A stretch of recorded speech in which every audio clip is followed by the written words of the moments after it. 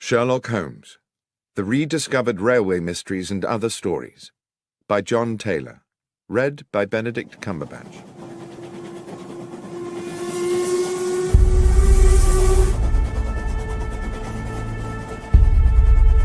An Inscrutable Masquerade.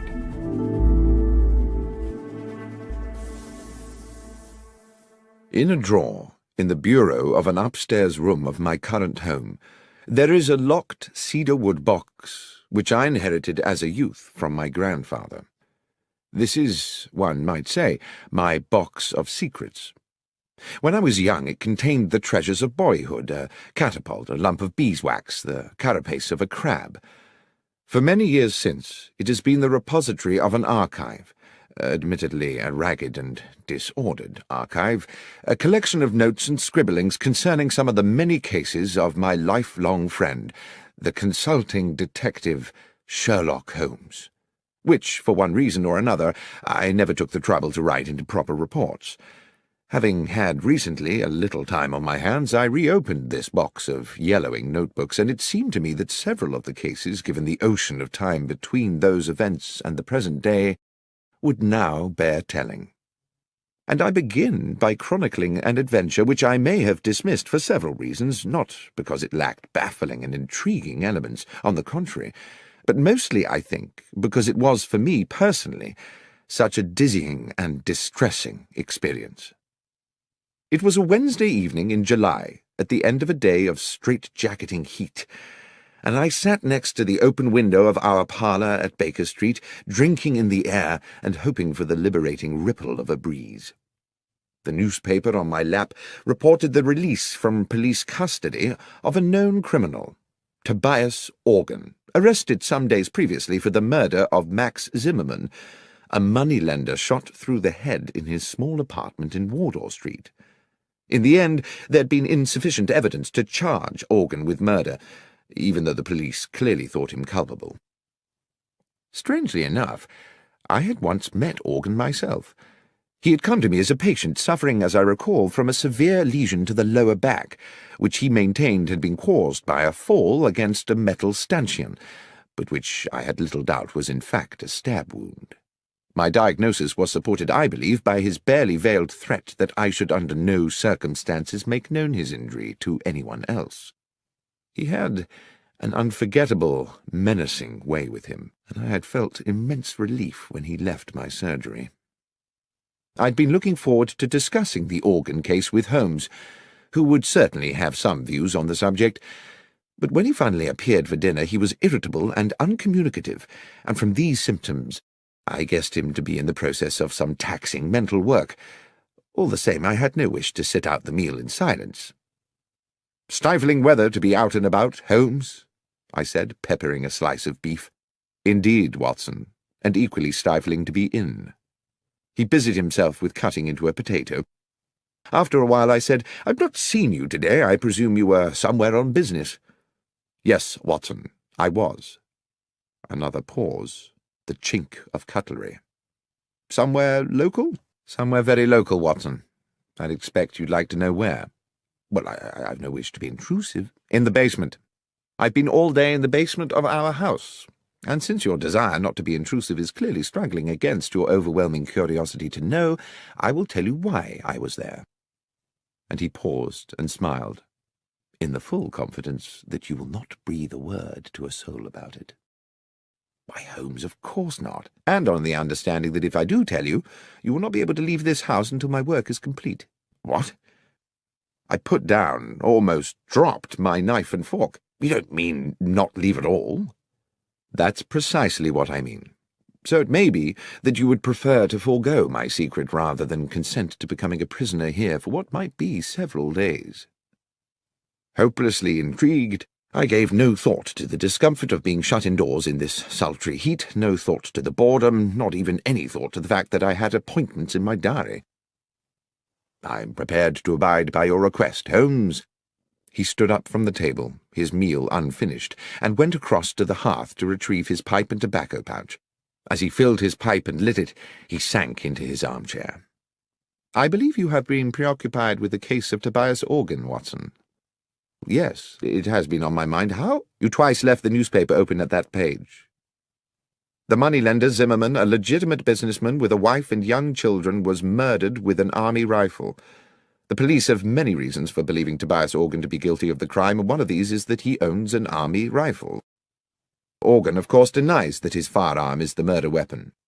Well, yes, I said, one would expect he would. But suppose, said Holmes, suppose there was a science which could with certainty tie a bullet to the gun which fired it. Well, that would be marvellous, I said. But there isn't, is there? Well, Watson, let us say that such a science is seminal. It is exactly this problem which I am wrestling with at present in the basement of the house. I've set up a laboratory of sorts down there where I can conduct some experiments. Progress is promising, and if the results are as I expect, they will certainly send Tobias Organ to the gallows. But Organ is an utterly ruthless villain, undoubtedly guilty of a number of murders, but devious enough always to palm them off on others. If he were to gain even an inkling of my work, we would be in the utmost danger. I can see that you would be in danger, Holmes, but how might I be? As I say, Watson, Organ is ruthless. To get at any enemy, his favourite trick is to abduct someone close to his adversary, often with, I'm afraid, horrific consequences. You know too much now, and since I'm not prepared to put you at risk in that way, I fear you must sit it out in these apartments. You must not answer the door, you must stay away from the windows, no visitors. You must lead the life of a prisoner until such time as this matter is settled. Well, I said, it might be good for me. I have a medical paper to write, and the period of confinement might induce me to keep my nose to my studies. Excellent, Watson.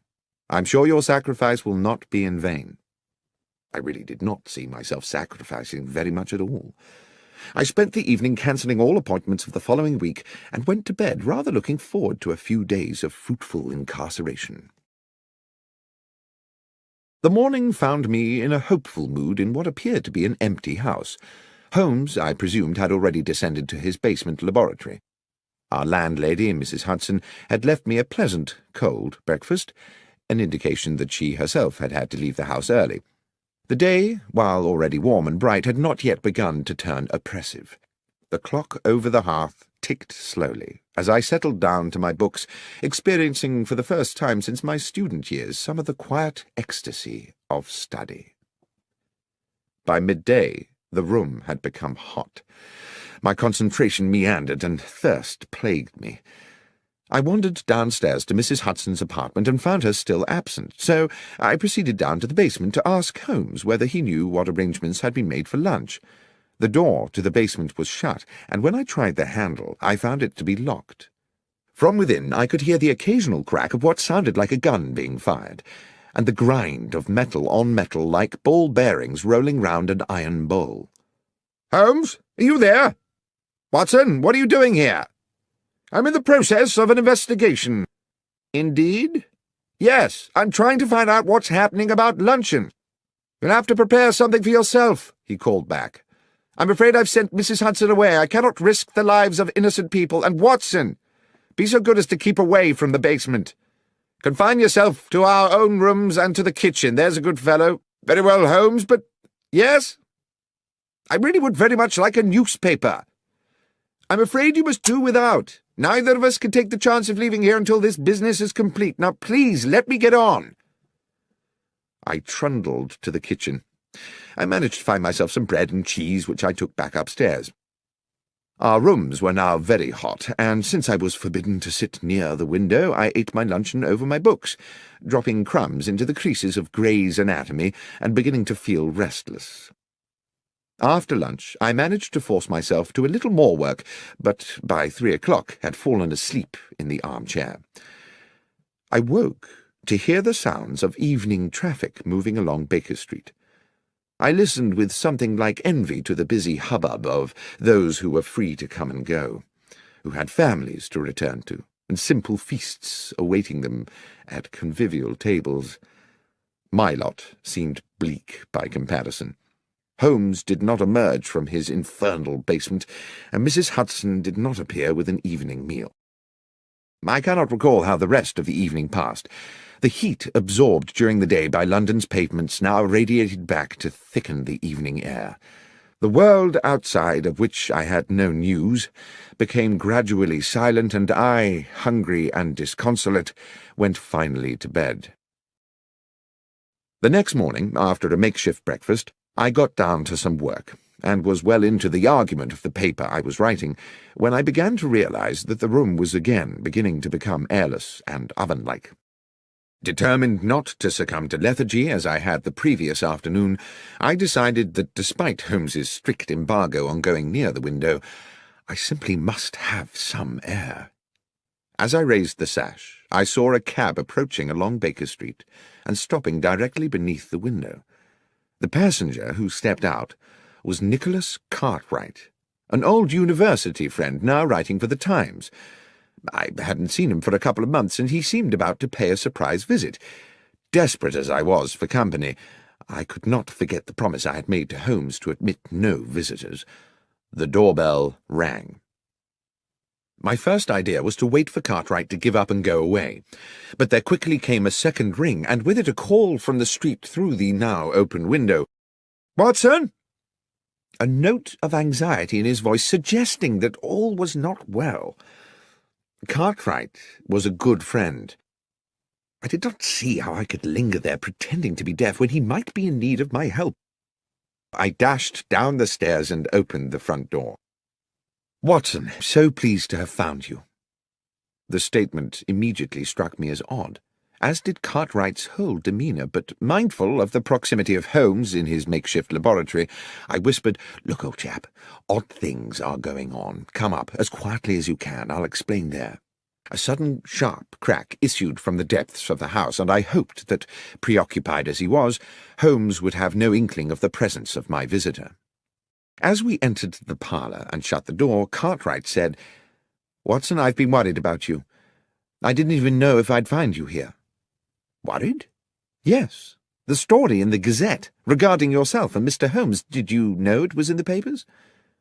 "Cartwright, I haven't the least idea what you're talking about, and as for newspapers, I haven't seen one in days. Here." He tossed me the paper, open at about the third or fourth page, and I read the following headline and accompanying article. "Sherlock Holmes and Dr. Watson part company?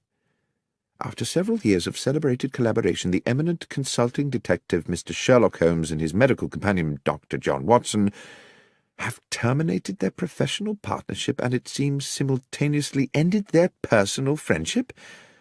Mr. Holmes said that while he continued to hold Dr. Watson in high esteem and to regard him as a man of exceptional honour and professional competence, circumstances upon which he could not and would not elaborate had made it expedient for them to go their separate ways."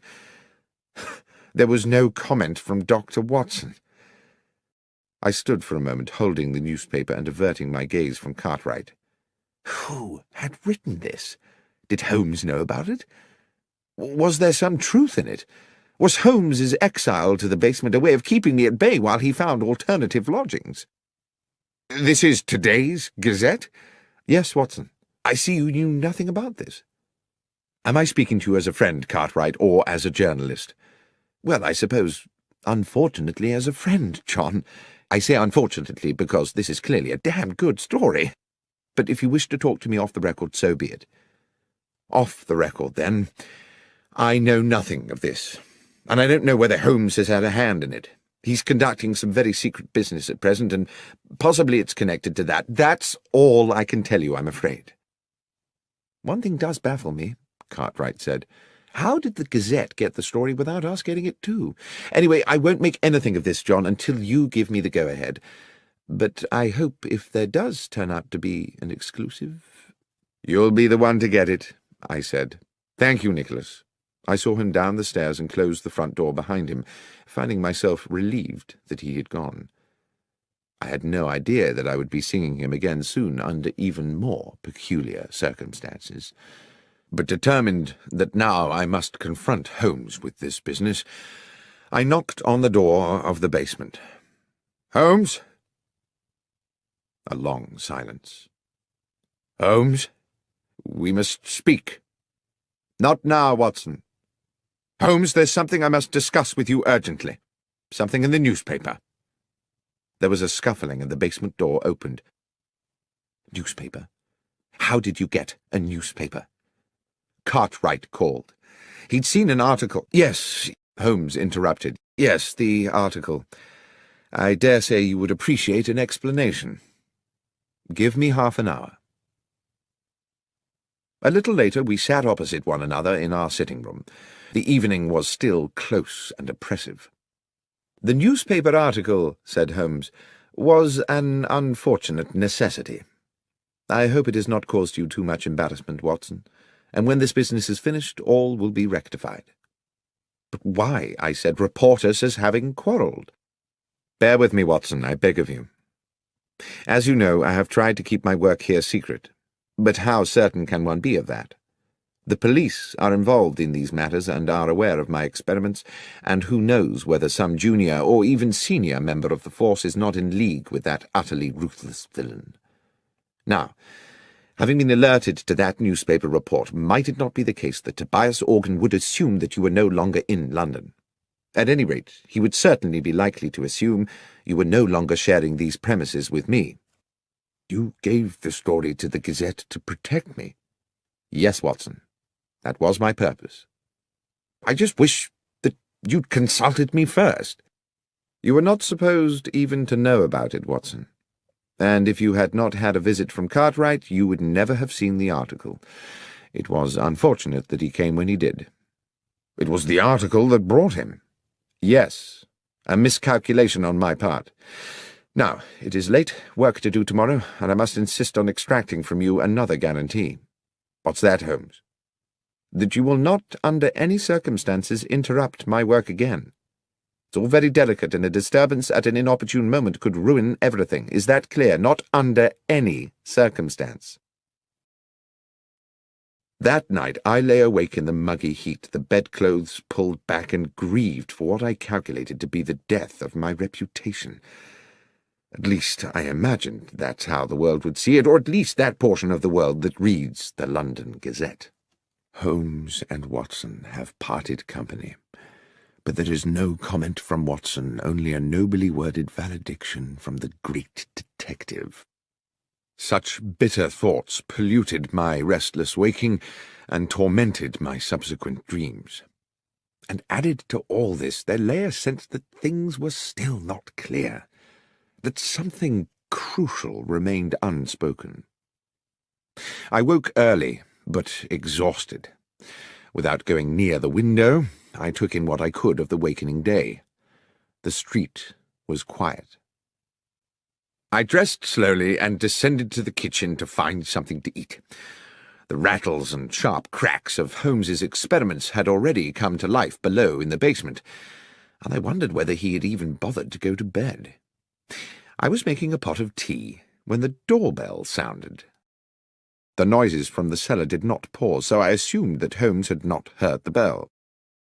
I could see nothing of the front of the house from the kitchen, but after I had taken a few steps up into the lobby, it became clear by means of a side window that the visitor was once again Nicholas Cartwright. I went to the door and admitted him. "Cartwright?" "What's going on, Watson?" "What do you mean?" "I mean, what game is being played here?" "Cartwright? I've no idea what you're referring to. You better come up." He was, I could tell, steaming with anger, though I had no idea what I could have done to arouse it. He would not sit. He stood with his arms behind his back, a man preparing to deliver an accusation. "You told me you were inescapably confined to this house?" "Yes, Cartwright, and so I have been. This is the third day." "Excluding yesterday night, you mean?" "No. I was here yesterday night, too, tossing and turning in my bed at the thought of my ruined reputation." "Watson, see here. Yesterday you prevailed upon my friendship by confiding in me matters which, as a journalist, I considered more than worthy of publication. Had I known that you were deceiving me—" "Cartwright, you have my word I was not deceiving you. I have not left this house since Monday afternoon." "So you have a twin brother?" "No, I do not." "Then please explain to me who was the man outside the restaurant at Marylebone Station at 5 past midnight?" "I take it he resembled me." "More than resembled. I do hope you're being truthful with me, Watson." I could see that his suspicions were not allayed. I even began to wonder whether my restless period of waking the previous night had itself been a dream, and whether I had been sleepwalking. Such things are possible, I know, and the heat, my fatigue, and the events of the last days had left me so baffled that in that moment of confusion I could not entirely rule it out. "What happened," he said, "was that I was walking through the station concourse when I spotted you by the wall of the restaurant, which by then was closed, talking to a man in a brown felt hat. I would have approached you, but when I caught your eye, you cut me as dead as if you didn't know me, and I assumed your conversation was of some importance. The more I thought about it, the more I thought it was a poor way to treat a good friend." Suddenly the fog in my brain gave way to an horrific clarity. I knew that I must rid myself of Cartwright at once. "Thank you for telling me this," I said. "It is of the utmost importance. But, Nicholas, and I pray you won't take this amiss, I must ask you to leave." "To leave?" "Please. This is a fearfully serious business. There is real danger." "You're not just trying to get me out of the way, Watson?" "That's exactly what I'm trying to do, Cartwright, but for a very good reason. Believe me, you will have your story." "Very well, John, very well." At the front door he patted me amiably on the shoulder. I shut the door on him and leaned against the wall, trying to get my thoughts in order. Holmes had instructed me not under any circumstances to trouble him again, yet this situation was possibly critical. If Tobias Organ had hired some impersonator to look and sound so like me that even Cartwright, who had known me for years, could be convinced, then Holmes might also be deceived, and then what power they would have in their hands. If I could not speak to Holmes, I could at least alert him by other means. I ran up the stairs with the idea of writing a note which I could slip under the basement door, but as I reached our rooms, I heard a cry from the street. Without thinking, I ran to the parlour window. 100 yards southwards along Baker Street 3 men were struggling. 2 of them were bundling the 3rd man into a cab against his will. It was Cartwright. I dashed down the stairs and ran into the street. The driver of the cab had already whipped up the horse and moved off at a lick, but I gave chase, fury and outrage fueling my progress. I pursued them for a good half a mile until eventually they outpaced me, and I stood gasping for breath outside St. Vincent's Church. I sat on the pavement. I needed Holmes's help. The transgression of a broken promise was a trivial thing, surely, in the context of this appalling incident. I would go to him immediately. Aware that, in the haste of my pursuit, I'd left the front door of the house open, a new anxiety overcame me. Clearly this kidnap was the work of Organ's ruffians, and who was to say that they would not take advantage of an open door? I trotted as briskly as I could back to Baker Street. But the door was no longer open, and on such a close and windless day I thought it unlikely it had been closed by a draught. The horrible thought occurred to me that someone may have already got in, and then everything seemed to tumble into place. Cartwright's abduction had been intended to draw me out of the house so that the man masquerading as myself could gain entry. Holmes would be unaware of this. He would eventually open the door of the basement to his assailant, and, believing it was myself he was admitting, would offer the easiest of targets. I had left the house without a key, but I knew there was a possibility of access via the rear of the terrace. This entailed my knocking at the door of our neighbour, Mrs. Harben, an elderly, amiable woman who seemed happy to allow me access to the rear of the building. Here I was obliged to scale a wall to the yard outside the back of our own dingy basement, the front room being that which Holmes had taken for his makeshift laboratory. There was no light within. I opened the door with infinite slowness. The noise of Holmes's experiments seemed to have stopped. The door that connected this room to the front half of the basement was 6 or 7 short paces away, but it was too dark to see whether the bare floorboards were liable to move and groan when I trod upon them. I tested each step before lowering my weight, and moved with the floating motion of a rather overweight pantomime artist. 1, 2, 3. Then there was movement behind me. A hand was clamped across my mouth and an arm locked around my throat. The grip was expert. I could not breathe or move. The hot breath of my assailant in my ear whispered, "Doctor, do not cry out. I'm going to release you and you will turn round slowly and face me. You must not make a sound. Tap my hand if you understand." I reached up to the hand around my throat, and obediently I tapped it. The arm released me, and as quietly as I could I took a deep draught of air, turning as I did so. "Lestrade!" "Shh! Yes, Doctor. Wasn't expecting you here. Or rather, in a sense I was, but since you are just about to arrive, I wasn't expecting you to come in the back way as well." The policeman smirked at his little conundrum. "Will you explain to me," I began, "what on earth you mean?" "Not now, Doctor," he said. "Glad you're here, though, sir. An additional pair of ears. Up close to the door now and listen, it won't be long." It was indeed less than a minute before we heard the door from the front of the house opening into the laboratory, and the arrival of what sounded like 2 men. The door was closed with a thump, and a gruff voice said, "So this is it?" "Yes, this is where he's working." There was something familiar about that second voice. "And he won't be back for a while?" "No. Half an hour, I should think." At that moment, with a shock, I recognized the other voice. It was my own. I turned to Lestrade again, but he just put his finger to his lips and indicated that I should continue to listen. "So what's the plan, then?" asked the gruff voice within. "To match the bullet that killed Maximum with the ones from your gun," said my voice. "The police know you killed him, but they need Holmes to provide them with evidence that will convince a jury. Evidently, I thought, the gruff character is Tobias Organ." I heard him pace about, then spit noisily. "Zimmerman's not the first one I've topped, and they've never got me yet. They say you only got £4 10 from him." "Never you mind what I got. Anyway, I never killed him just for the money. I killed him because he gave me a bad look. He gave me a bad look, and I gave him a bad headache. A bullet right between the eyes. Now, let's deal with this little problem."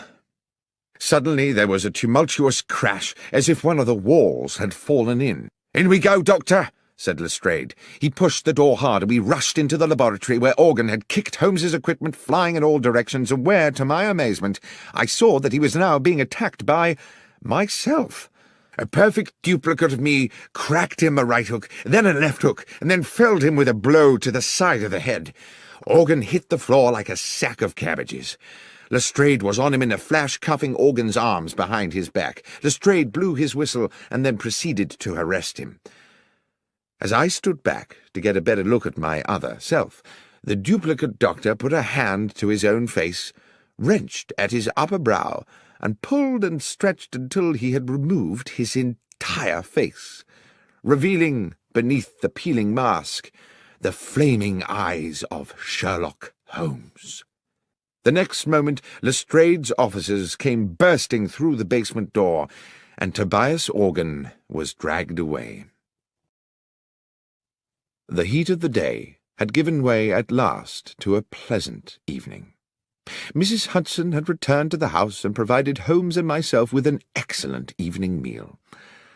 Now we sat with our brandies, and Holmes with his pipe at the open window, where a gentle breeze lifted the curtains and refreshed the parlour. "As you will have deduced," Holmes was saying, by way of explaining it all to me, "the object of the masquerade was to lure Organ somewhere where we could extract a confession from him by subterfuge." "But your ballistics experiments," I said, "would they not have been enough to convict him?" "It is a science only in the imagination," Holmes said, "and though one day I'm certain it will be more than that, there is much more work to do than I could accomplish in a fortnight. But Lestrade and I agree that if Organ believed himself to be at risk from my experiments, he would wish to destroy them. What on earth were you doing in there, Holmes, if the thing was a complete hoax?" "I'm afraid I did deceive you a little. I was not in there all the time. The mechanism of an old railway clock and a device employing elastic and a drum skin were intended to give the ear the impression of ongoing industry. "Well, it certainly deceived me," I said. "But was it really necessary for me to be incarcerated for the duration?" "I'm afraid so, my friend. If Organ, through one of his spies, had got wind that there were two Watsons, the trick would not have worked. What's more, it was necessary for him to believe that you and I had quarrelled, and therefore that the good Dr. Watson might be in the market for a bit of betrayal. Unfortunately, your friend Cartwright saw me meeting Organ's accomplice at Marylebone Station, and almost let the cat out of the bag. It was necessary for us to put him somewhere safe. Lestrade's men kindly subjected him to a temporary and very comfortable period of kidnap. It was you who had him dragged away." "Yes. I had not calculated that you would follow him, of course, or that you would be locked out and find yourself clambering in through the back.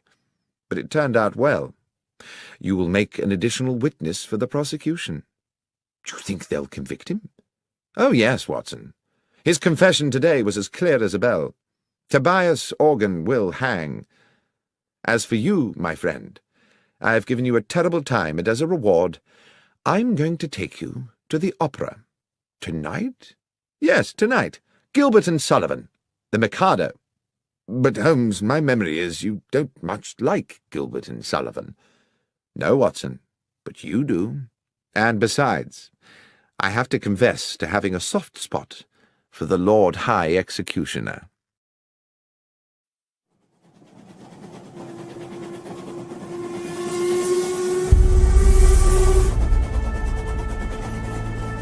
The Conundrum of Coach 13. On an October morning, when rain streamed from the black clouds that swept above our Baker Street lodgings, I found my friend Sherlock Holmes in a similarly overcast mood.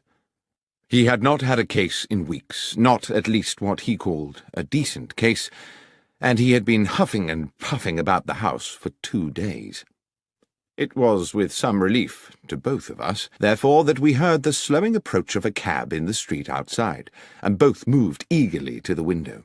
The hansom did indeed stop directly beside our door, and, after a moment, a large and finely dressed middle-aged gentleman emerged into the downpour, paid his fare, and rang our doorbell.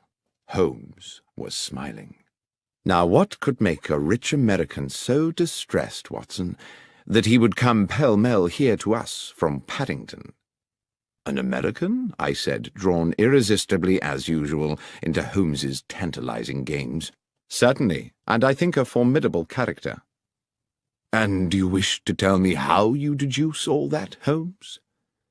"I deduce his distress and his nationality from the fact that he just tried to pay the cabby in American dollars before recalling which pocket held his pounds sterling. As for his coming from Paddington, that was the easiest of all, for the driver of the hansom is Henry Brown. I'm surprised you do not recognize him, who always works from the Paddington rank. As ever, Watson, I apologize for the banality of these observations, but you did ask." By now there were footsteps on the stairs, as Mrs. Hudson escorted the visitor to our apartment. While I inwardly delighted to note that my friend had returned to his amiable best in anticipation of a new challenge, I found myself praying that it would be a challenge worthy of his powers and his pent-up energies. No sooner had the door opened than the huge, rotund figure of our visitor, bright in a cream suit, burst into the room like an actor onto a stage, determined to establish his character instantly. "Mr. Holmes!" boomed the American voice as both his arms swept forward to grasp my right hand. "Benedict Masterson! What a great privilege to meet you!" "Delighted, but I am Dr. John Watson," I replied. "This is Mr. Sherlock Holmes." With equally booming apologies, he bowed charmingly to me and turned to my friend. "Ah, yes. Now I see. Unmistakable, unmistakable." The impression given was that he had found the first Sherlock Holmes of his acquaintance a little short of his expectations. "Mr. Holmes, I wish to ask you to act for me in a business both mysterious and distressing." "You had better sit down, Mr. Masterson," said Holmes, "and tell us everything." and having settled his cream-covered bulk into an armchair and accepted a cigar, on which he continued to puff anxiously as he spoke, the American told us his story. "I am a dealer in gold, gentlemen. Gold has been my life. My father owned small mines in Nevada, which gave us a comfortable living. In my turn, through judicious trading, I've made these assets yield a fortune. I came to London last week because your own Bank of England had made an order for a substantial quantity of gold bars to boost its reserves. The bullion was shipped into Bristol Harbour and transferred yesterday onto a chartered London train for transfer to the bank. I have been in London doing the paperwork, of which there is, let me assure you, no small amount. And I went to Paddington this morning to meet the consignment. The train was there, the gold was not." "I see," said Holmes. "Stolen." "Undoubtedly. How much?" "We're talking 4 or 5 millions, Mr. Holmes." "That's a large loss. Is the gold insured?" "Indeed it is, but you know insurance companies, Mr. Holmes. They are ever suspicious, and the circumstances of the gold's disappearance are, to say the least, rather strange." "The details, Mr. Masterson," said my friend, "if you please." "Well," continued Masterson, tapping a thick cylinder of ash into the ashtray, "I'd asked to commission an overnight train, and also insisted that it be discreet, not armored or escorted, or in any way having the appearance of a specially secured conveyance. I was offered the charter of a passenger train which returns empty from Bristol to London once a week, and which railwaymen jokingly call the Bad Luck Special, not because anything has ever happened to it, but because it normally consists of 13 empty passenger coaches, as indeed it did on this occasion. I insisted that the gold be packed in steel containers, each locked with a unique key. You will appreciate that gold itself, gentlemen, is a weighty metal, so each box contained only as many bars as would enable the containers to be carried. In order to prevent the possibility of them being removed from the moving train, I ensured that while they were small enough to go through the open carriage door, they were too large to pass through the windows, even with the windows slid down to their largest aperture. I then arranged for the doors of the bullion carriage to be locked from the outside so they could not be opened until the train reached London. The train was empty then, apart from the driver and fireman of the locomotive? No, Mr. Holmes. It is railway practice for all trains to have a guard. A practice I was very happy to comply with, since it meant my consignment would have an overseer throughout its journey, and to this end all the steel cases were loaded into the last coach of the train, coach 13, where the guard could keep a constant watch on them. The man employed for the job was a Mr. Lyons, Mr. John Lyons, a mature and trusted employee of the railway company. Here, strangely, Mr. Masterson stopped and smiled. I inquired whether he had ever worked on the French railways. Gare Lyons, you see? Gare de Lyon? Holmes smiled politely and nodded. Oh, forgive me, gentlemen, I can never resist a pun. To continue, the train left Bristol at 3 this morning, as scheduled. But when it arrived at Paddington at 6, the steel boxes of gold were gone. Mr. Holmes, this was an impossible robbery. The train stopped only once for a minute or so to take on water. Hardly time to unload a single box of bullion, let alone 100 of the darned things, weighing in at 150 pounds apiece. And the guard? Asked Holmes. Lyons claimed that he fell asleep somewhere into the journey and woke to find the bullion disappeared. He's being held at Paddington along with the driver and engineer, but all ardently protest their innocence. And with regard to other suspects, can you think of anyone in your organization who might feel inclined to take advantage of you? Masterson pinched his lips and looked embarrassed. Well, if I may confide something to you in the strictest confidence, my estranged wife, Laura, still has shares in the company. She believes that she should have more. There is some bitterness in this regard. However, I know Laura well enough to doubt that she is a thief. My friend simply said, "Thank you, Mr. Masterson. I will certainly take the case on. Would you be so good as to wire Bristol and inform them that Dr. Watson and I are on our way?" "I will, sir. You mean to go there today?" "Indeed, yes, as soon as I have made a check or two at Paddington Station." "Well, I surely thank you. I can think of no better hands in which to leave the case of the bad luck special than those of Mr. Sherlock Holmes." Holmes did not smile. "I never leave anything to chance, Mr. Masterson. Perspicacity and reason are the tools I employ." "Forgive me, Mr. Holmes. As I say, I am fatally attracted to puns." "We will keep you in touch," Holmes said, "with all developments." Within half an hour we were at Paddington, but before boarding the Bristol train, Holmes wished to make certain that the so-called bad luck special was secure. The train had been shunted into a siding, and we were relieved to find that police responsibility for the case had fallen to Inspector Stanley Hopkins, a young but ambitious detective with whom Holmes and myself had had numerous dealings in the past. Hearing that we were being engaged by Mr. Benedict Masterson, the inspector agreed to watch over the train and make sure it remained undisturbed until our return to London. It was still raining when we arrived at Bristol, where we met the station foreman, George Willits, an amiable man in his 50s, who gave the comforting impression of having been in his job for a lifetime and knowing the whole business inside out.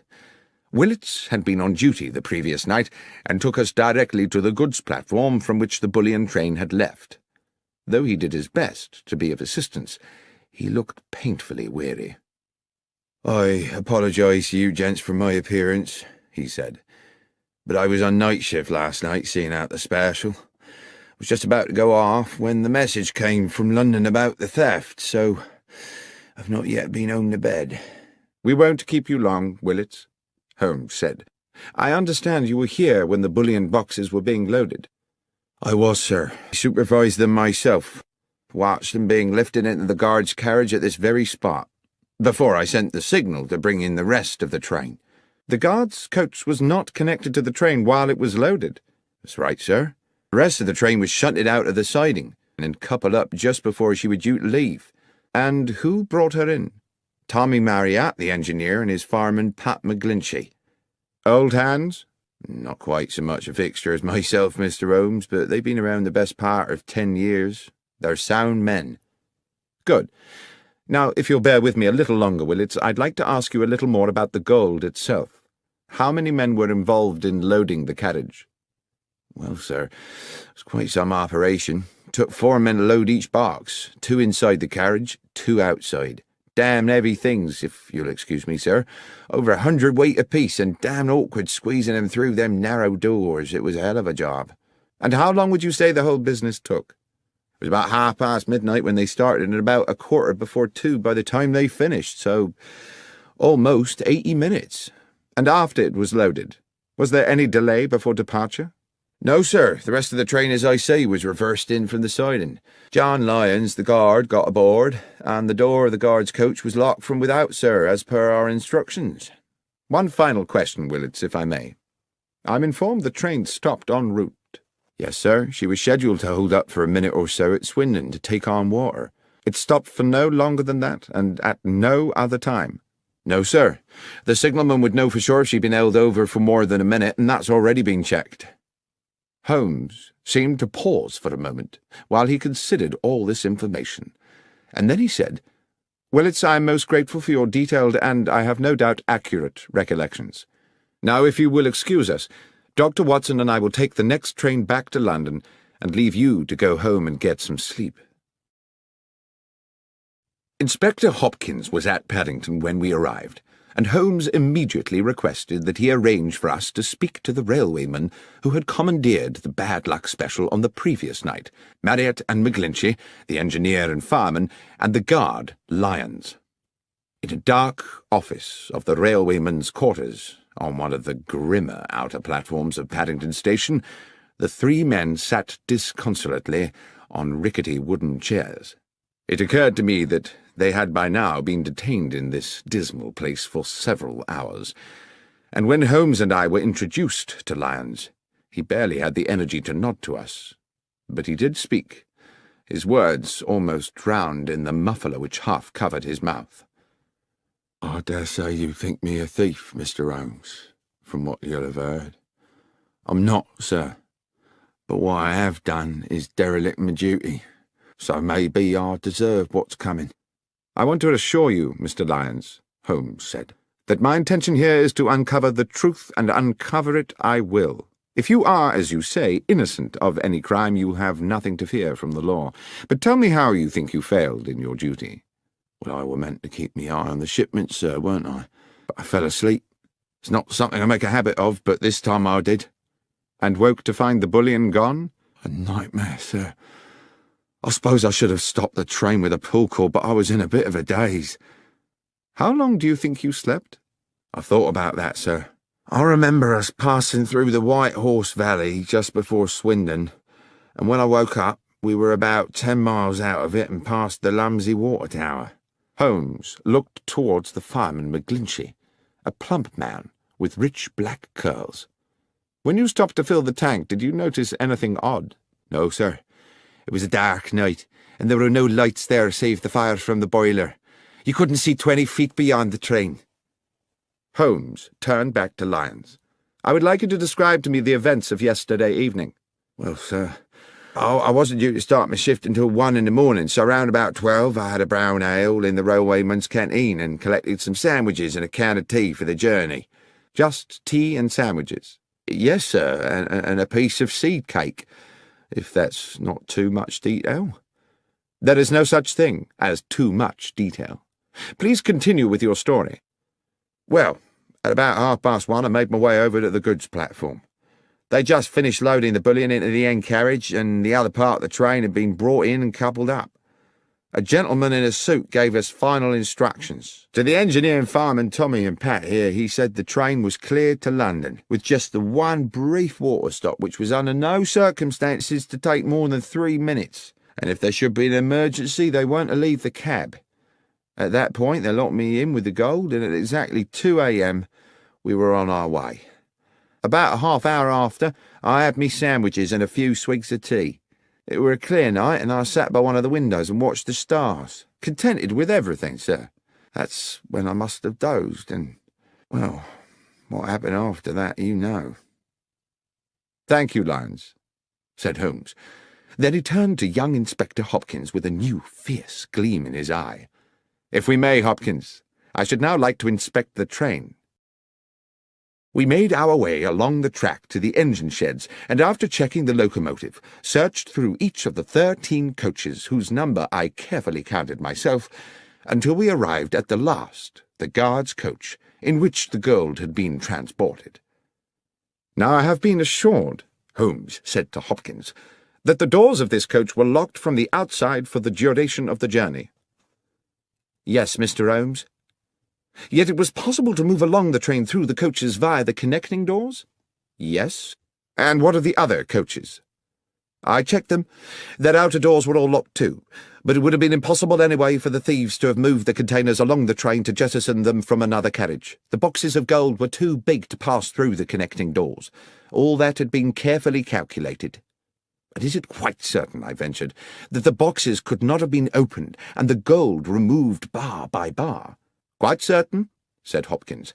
"Not without the original keys. They were unique to each box." "Besides, Watson," said Holmes, "if the boxes had been opened here, then, with or without the gold, they would still surely be here now. Speaking of which, Hopkins, the carriage is just as it was found when the doors were first opened this morning. As I said, Mr. Holmes, nothing's been touched." Holmes took an initial sweeping glance around the carriage interior, then stooped to pick something up from the floor. "This brown paper, I presume the wrapping for the guard Lyons's sandwiches?" "Yes." "This is can of tea?" "Yes." "Curious that he had a can of tea?" No. Curious that a man under stress should be so painstakingly tidy." I don't understand, sir. Never mind. What do you make of this, Hopkins? Holmes had picked up from the corner a loop of scarlet fabric, silken and ruffled. I don't know, Mr. Holmes. I was completely baffled by it. It seems to be a small decorative item of some sort from a lady's wardrobe. A hair tie, I should think, I said. How might it have got here? I don't know, Doctor, I'm sure. But I suppose it's theoretically possible that someone might have concealed herself in another carriage. Holmes had put the object to his nose. There is a perfume to it, he said, but faint, as though it had not been worn for some time. Could it belong to the thief? I asked tentatively. Possibly, said Holmes, though I think that might have been a thief too many. He stooped to replace the scarlet fabric on the floor of the carriage. I think we are close to a conclusion, Watson. Hopkins, I should like to talk to the guard lions again, and to the driver and his fireman. Please make sure that there is at least one other police officer present, and we must be sure to invite Mr. Benedict Masterson to our little denouement, since he's been kind enough to pay the fee for this investigation. By the time Masterson arrived, the clock was approaching 9, and we sat in the old mess-room bathed in dingy yellow gaslight. The rain rattled ceaselessly on the roof and windows, and, when we were all assembled, the 3 weary railwaymen, along with Benedict Masterson, Inspector Hopkins, a junior officer, and Holmes and myself, the gathering became hushed and expectant. Masterson said, "Well, this has certainly been a baffling business, Mr. Holmes. But I assume we're here because you've picked up some clues along the way. You are certainly a man equal to his reputation, sir. The inspector mentioned a red silk trinket of some sort." "Yes," Holmes said. He produced the item from his pocket. "This piece of perfumed fabric. The clear message is that someone was concealed in the carriage with the bullion." "I see. And moreover," I put in, "that the concealed person was probably female." Masterson appeared a little shaken. "Female, you say? Oh, dear." "If I may," said Holmes, "we will return to that later. Mr. Lyons, let us revert for the present to the subject of your sandwiches." "My sandwiches again, sir?" "Indeed. The sandwiches you took on board the train last night, together with the seed cake and the can of cold tea. You say you ate them just before you fell asleep." "Yes, sir." "You ate the sandwiches and the cake, you dozed off, you woke up again, and the gold was gone." "Yes, sir. That's how it happened." "And when you came round and realized the gold had gone, you say it was like a nightmare." "Yes, Mr. Holmes." "You were very agitated?" "I certainly was. Too agitated, I expect, to sweep the floor of the carriage." "To what, sir?" "I presume you did not sweep the floor of the carriage at that point, in that disturbed state." "No, sir, I didn't. With respect, sir, that's not my job." "Quite. One wouldn't expect you to, which makes it very difficult to explain why, when I examined the guard's coach this afternoon, I found not a single crumb on the floor. Now, can anyone here tell me how it's possible to eat several sandwiches and a slice of seed cake without dropping a single crumb? Or, come to that, a single seed?" "I promise you, sir, what I said about my supper was true. I remember exactly what I brought and exactly what I ate." "I have no doubt of that, Mr. Lyons." "Then what, sir?" "My point is merely that you were obviously not in coach 13 when you ate the sandwiches." "On my honour, Mr. Holmes, I swear I was." "Oh, you were in a carriage, certainly, but you were not in the carriage in which your sandwich wrapper was found. The coach where you ate your supper, the coach with the bullion, never made it to London." "Mr. Holmes, this is confusing," began Masterson. Holmes interrupted. "On the contrary, Mr. Masterson, it's very clear. The coach containing the gold was uncoupled from the train when it stopped for water, run into a siding by those awaiting it, and unloaded of its cargo at their leisure during the night.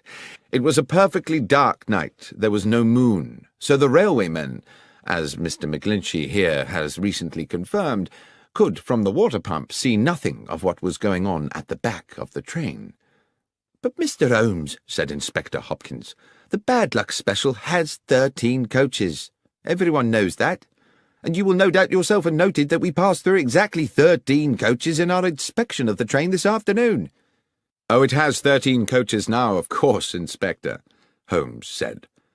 "And it only struck me after we had left Bristol and its pleasant station-master Willets that he had described to us in detail his whole engagement with the loading of the gold and the departure of the train without once mentioning that he'd counted the coaches before the train left.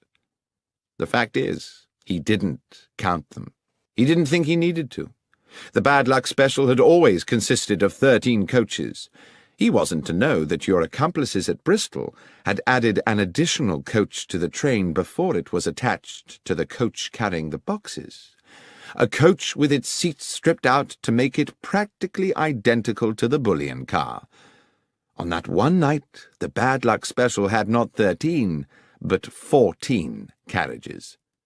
When the train stopped to acquire water, it simultaneously shed a coach, and it very nearly," he continued, turning back to Lyons, "shed a guard, too. You're a very fortunate man, Lyons." "I don't feel fortunate, sir." "Your good fortune is that you are still alive, and that in turn is because you were fortunate enough to fall asleep. Imagine if you had not. The train stops. The thieves uncouple the rear coach with yourself inside it. As soon as you see them, you become a risk to them. There's no telling what they might have done. What I believe actually happened was that as they were releasing the carriage from the train, someone noticed that you were asleep inside.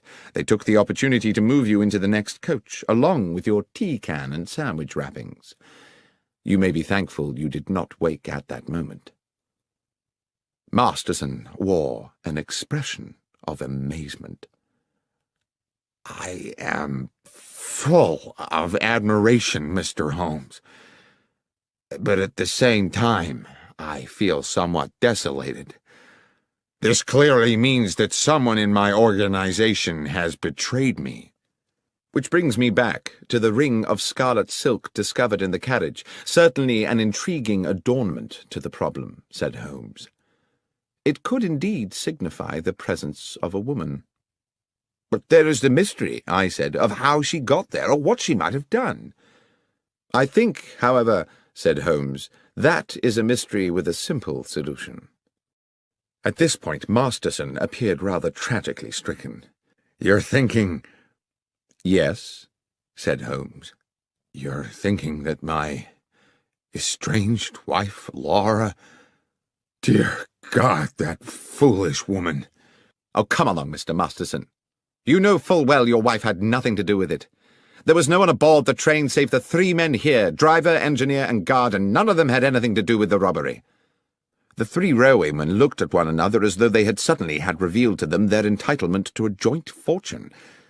"As for the thieves," said Holmes, "they are to be located somewhere nursing a hoard of bullion, apart, of course, from their paymaster, who is sitting here with us. Is that not so, Mr. Masterson?" Masterson blustered and steamed. He was outraged. This was absurd. "How dare you, sir? What evidence have you for such an outrageous suggestion?" "I had misgivings from the beginning. I could not understand why you came to me so quickly after the theft had been discovered, when you had so much else to deal with. I see now that you were at pains to demonstrate to the insurance company that you were doing all in your power to recover the bullion because, of course, if you could have both the gold and the insurance money, you would have considerably augmented your fortune. But worse still, what your partners in crime would have done to Mr. Lyons, had he not had the good sense to fall asleep on the job, hardly bears thinking about. You were prepared not just to steal, but to be an accessory to murder." "This is speculation, Mr. Holmes. This would not stand up in court. You should be looking for another felon. What about that red silk ring?" "Ah, yes. You've been very subtle about that, Mr. Masterson, suggesting your wife's name one moment and the next assuring me that she could not possibly be implicated. I doubt whether you thought she would be, but you certainly sought to throw me off the scent. What was that item, if not a red herring? And is that not, for those who like to play games with words, another way to say a red herring? What fun you no doubt planned to have with that joke, Mr. Masterson, had you got away with this business.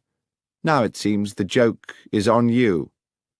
That was one pun, Mr. Masterson, which you would indeed have done better to have resisted. But whether justice was fully done is a moot point. In expectation of reducing his own sentence, Masterson eventually divulged the names of his accomplices and led police to the embezzled bullion. And although he was committed to prison for several years, it was clear that once his sentence was served, he would continue the life of a wealthy man. "I can't understand," I said to Holmes a couple of evenings later, "why you seem so damnably happy." "A man is never more content, Watson," he said, "than when doing well what his nature has fitted him to do. On which thought, will you pass me the tobacco pouch? I think we should indulge ourselves in a brace of good pipes."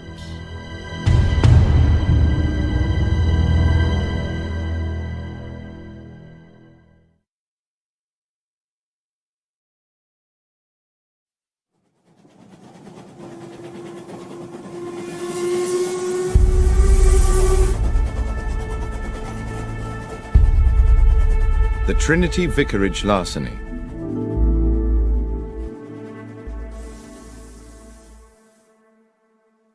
One fine spring morning, Sherlock Holmes and I received into our rooms a portly gentleman in a purple dress. That at least is how it momentarily appeared to me, as I glanced up from the Daily Chronicle at the open door. The purple gentleman, it transpired, was the Right Reverend the Lord Bishop of Kent, an old acquaintance of Holmes, and he had brought with him, as so many of our visitors do, a problem that was clearly causing him some agitation. Mollified a little by coffee and a cigar, Bishop Spriggs needed no prompting to divulge his story. "The nub of my problem, gentlemen, is an unfortunate young priest. A young man of promise and talent, very popular with his parishioners, who has inadvertently got himself into deep water." "Intriguing," said Holmes.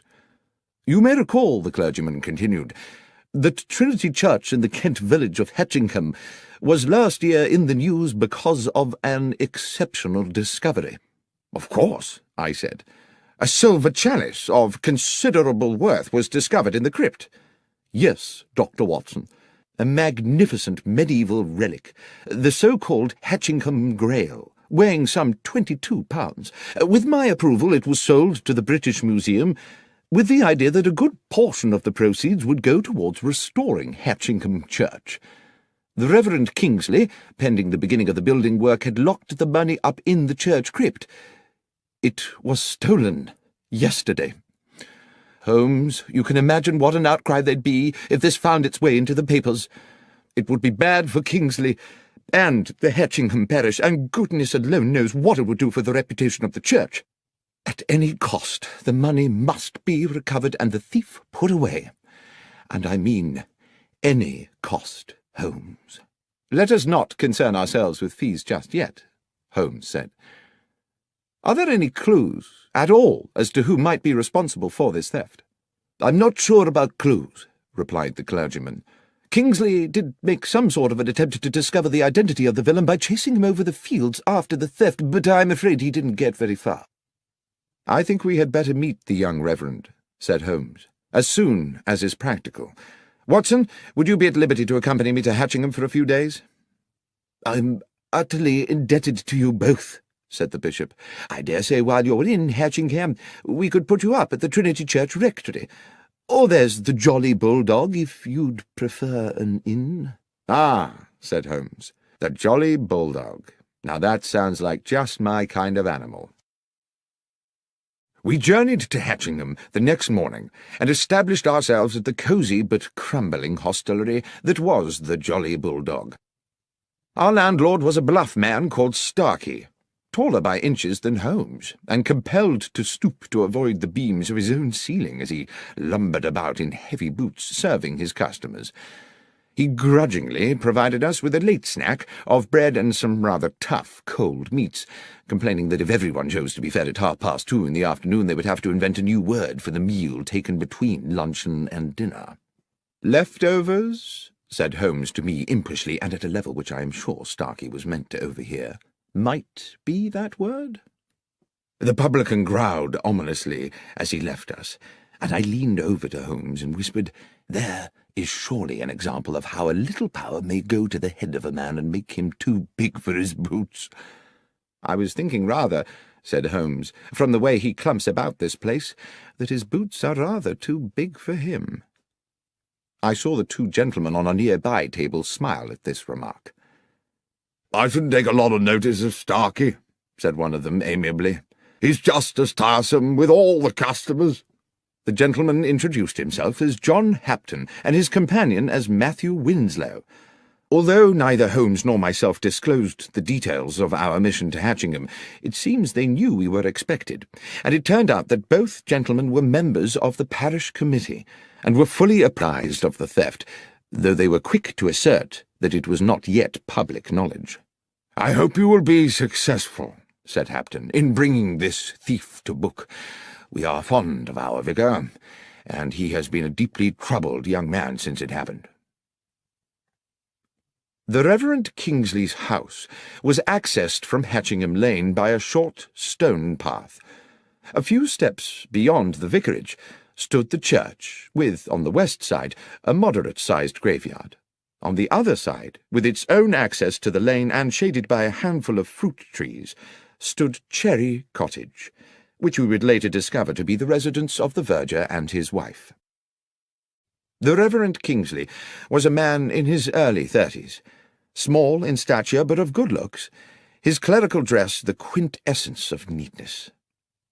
While clearly stricken by his predicament, he remained calm and articulate, and did his best to make us welcome in a pleasantly appointed parlour whose deep-coloured, thick-piled carpet and embroidered cushions evidenced a delicate sense of taste. "It's a relief to see you, gentlemen," he said. "The bishop told me all about you, about your many successes in solving complex cases. The problem, as you know, is that while we saw the thief escape, we were unable to establish his identity. However, there are one or two factors which, though they seem opaque to my own consideration, might prove illuminating under your own, if I might show you." "I would be most grateful, Mr. Kingsley," Holmes said. "First, though, I see that you have recently held a meeting in this charming room. I presume that apart from the 3 other gentlemen present, the 4th was yourself? You keep the side chairs in another room, I take it." "Good Lord, how did you know all that?" "Oh, it's a simple matter. The carpet beside the window has indentations of 4 chairs, and therefore I presume 4 people, but there are no chairs in the room whose feet would match." "Well, yes, you are, of course, quite correct," said Kingsley with a broad smile. "The parish committee convened here just yesterday, as we do each week.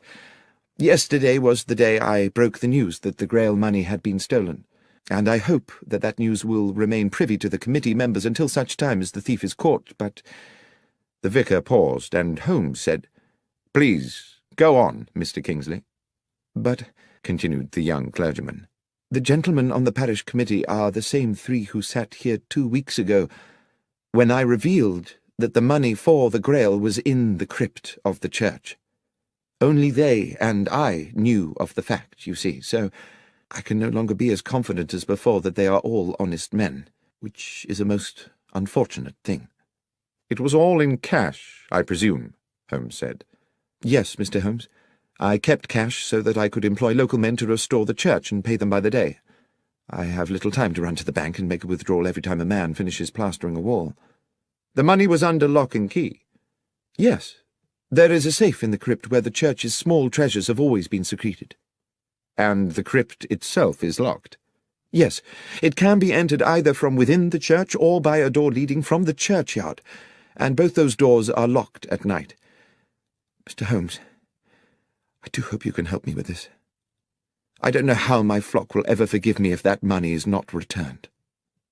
Then perhaps, if you can bear to go over it all again, you would be so kind as to tell Dr. Watson and myself the circumstances of the robbery."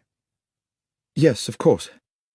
2 weeks ago, looking out of this window on a Monday morning at about 11, I saw a man— I'm fairly certain it was a man— standing at the lich gate and looking over into the churchyard. I would not have given this a moment's thought, except that he wore a hat with an unusually wide brim and had it pulled so low over his eyes, and his collar so high that one could not distinguish his features. As I say, I cannot even be certain it was not a woman, except for his way of moving. I watched him for a good 10 minutes before he turned and strode back along the lane towards the village. That same afternoon, this time from an upstairs window, I saw him again, but now further along the lane, standing under a tree and once again seeming to study the church and its grounds. His contrived anonymity naturally put me on my guard. In the evening after those first 2 sightings, I was sitting in that very chair, Dr. Watson, which you are currently occupying, when a thought hit me like a bolt of lightning, a thought which you no doubt will be surprised had not occurred to me earlier, that this stranger might have designs on the money in the crypt. After this alarming epiphany, I spoke to my verger, Sam Manners, and his wife, May, who keep house for me. They live in Cherry Cottage, which, as you will have seen, stands on the lane beside the church's lich gate. There's a short cut from their back door to this house, which they employ when they wish to see me. I mention that because, as I think you will agree, it bears upon the matter. I asked them to report to me if this sinister figure, or anyone else unknown to them, appeared in the vicinity of the church. And indeed, it seems as if the man in that hat had begun to watch my whereabouts, because first May Manners, then her husband, reported to me that they had indeed seen the man in the hat. I began to feel that an attempt on the money was imminent. I resolved, then, to remain in the vicarage or the church grounds until I was certain that the threat had passed. I instructed Mr. and Mrs. Manners that if they saw the stranger again they were to take the short cut to my house and inform me immediately, but they were under no circumstances to approach him. And now we come to the day of the theft. Sam Manners was whitewashing the walls of the church. At this point Holmes stood up. "I think it would be as well, Mr. Kingsley, to acquaint ourselves with the geography of the church and its grounds. Might we continue outside?" A rapturous afternoon of sunshine and birdsong greeted us as we left the vicarage and walked out into the churchyard, where the Reverend Kingsley commenced our guided tour. I immediately began to locate us on a mental map of Hatchingham village and its surrounding areas, a practice I learned in my military days and which has served me well in civilian life. I could see in my mind the large oblong of farmland, about 2 miles across, with Hatchingham village and the church almost at opposite corners. This substantial area of land was surrounded on all 4 sides by public roads. Mr. Kingsley took us through the grounds on a grassy path which ran along the side of the church up against the gravestones of the churchyard. "This is the wall of the church Sam Manners was painting that morning," said the vicar. "He worked for a couple of hours, and at 12 o'clock I sent him off to his cottage for his regular midday meal. I went back into the vicarage and took up a book. After about 20 minutes there was a knock at the back door. Mrs. Manners was in a frantic state. She and Sam had just seen the man in the white-brimmed hat going into the churchyard. I told her to return immediately, and to tell Sam to meet me here at the crypt door, and I came here directly to find myself staring at a spectacular mess." He pointed to a flight of 4 steps just off the path, leading to a door low down in the half-painted church wall. "The door to the crypt," he said, "from which the thief must have made his exit, and not expecting to encounter a paint bucket, presumably kicked it flying in his haste to escape." A residual expanse of powdery white, still damp in places, stained the flagstones at the bottom of the steps. "Sam was with me within seconds," continued the vicar. "We could see nobody, but we soon guessed which way he'd gone. If you'll follow me, gentlemen." The vicar led us a little further along the grassy path, to where the churchyard ended in a wooden fence. Set into the fence was a stile leading on to a footpath. "That," said the vicar, "was his escape route."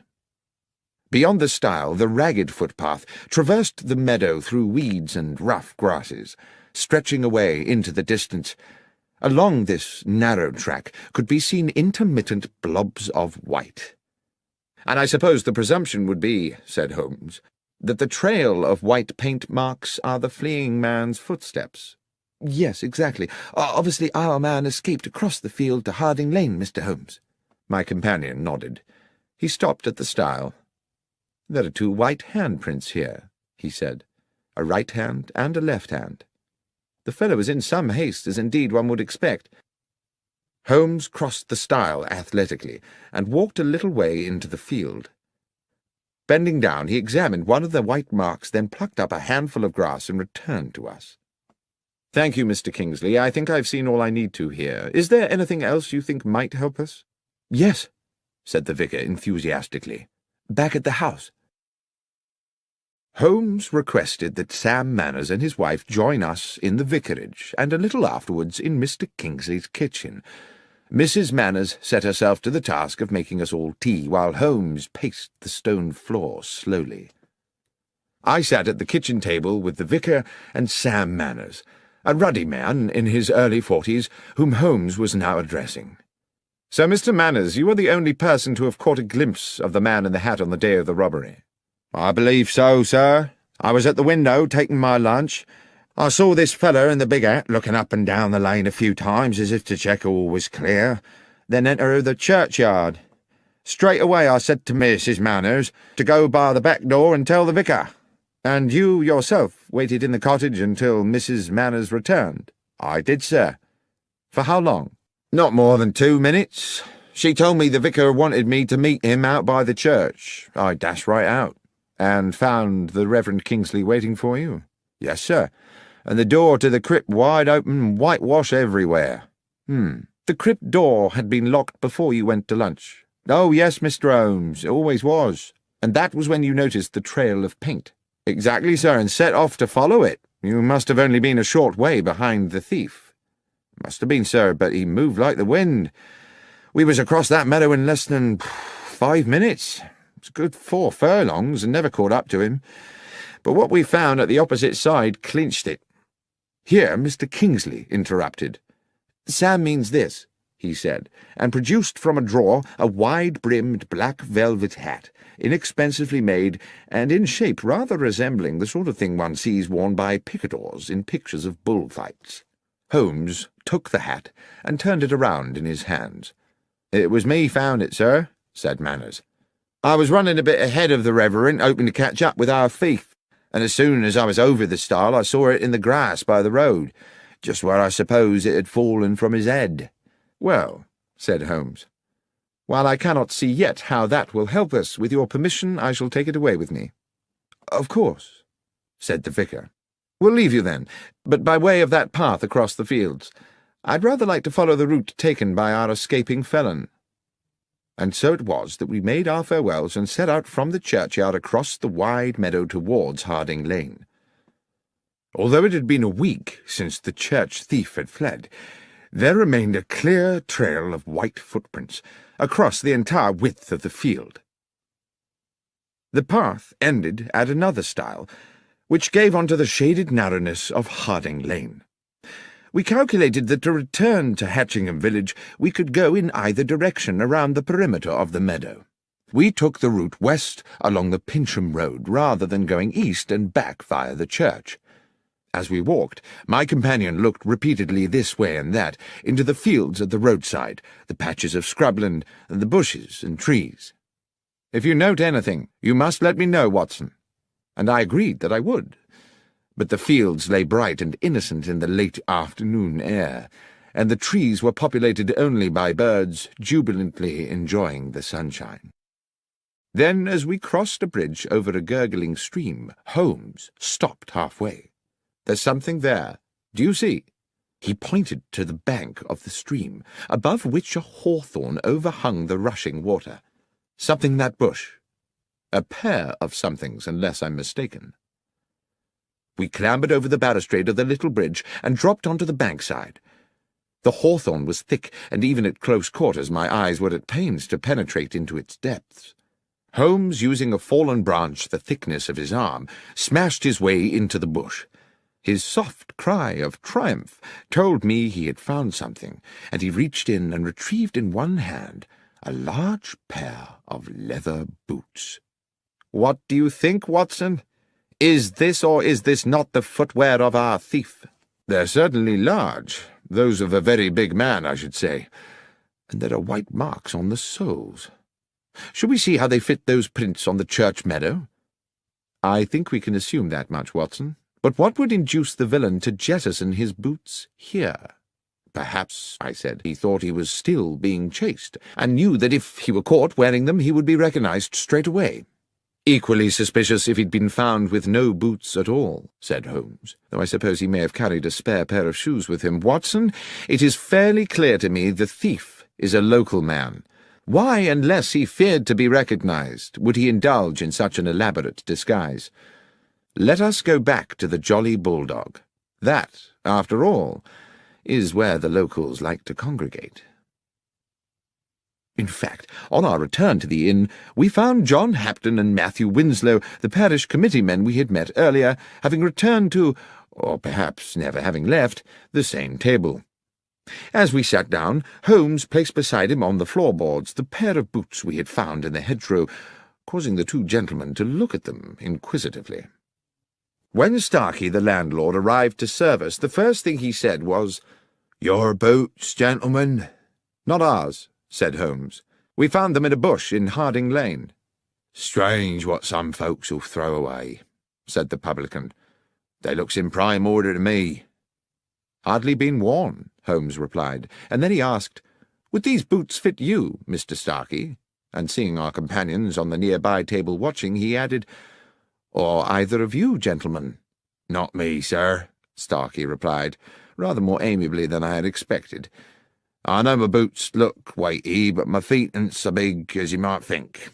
It's just I'm subject to blisters." "But you find big boots help your blisters?" I asked, my experience of patients suffering with that condition telling me the opposite. "No, sir. To start the blisters, I need to put on 3 pairs of thick hose, so I always gets my boots well over my proper foot size." Then, rather sardonically, he said, "Thank you, though, for asking, sir." Mr. Hapton on the next table asked, "Do you mind me asking, sir, what's your interest in boots?"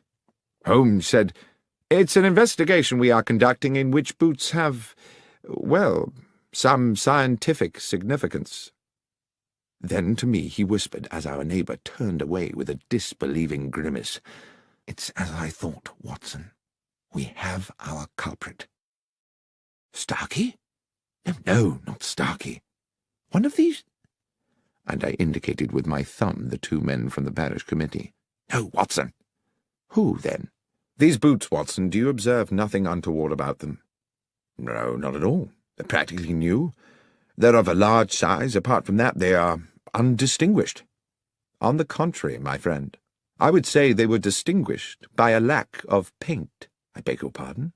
"I mean, Watson, that there are white marks on the soles, to be sure. But tell me, pray, how a man with his hands covered in whitewash could have unlaced and removed his boots without leaving marks on the laces?" "I don't know," I said, "but it would be a singular coincidence if someone completely innocent had jettisoned a pair of boots with paint on the soles."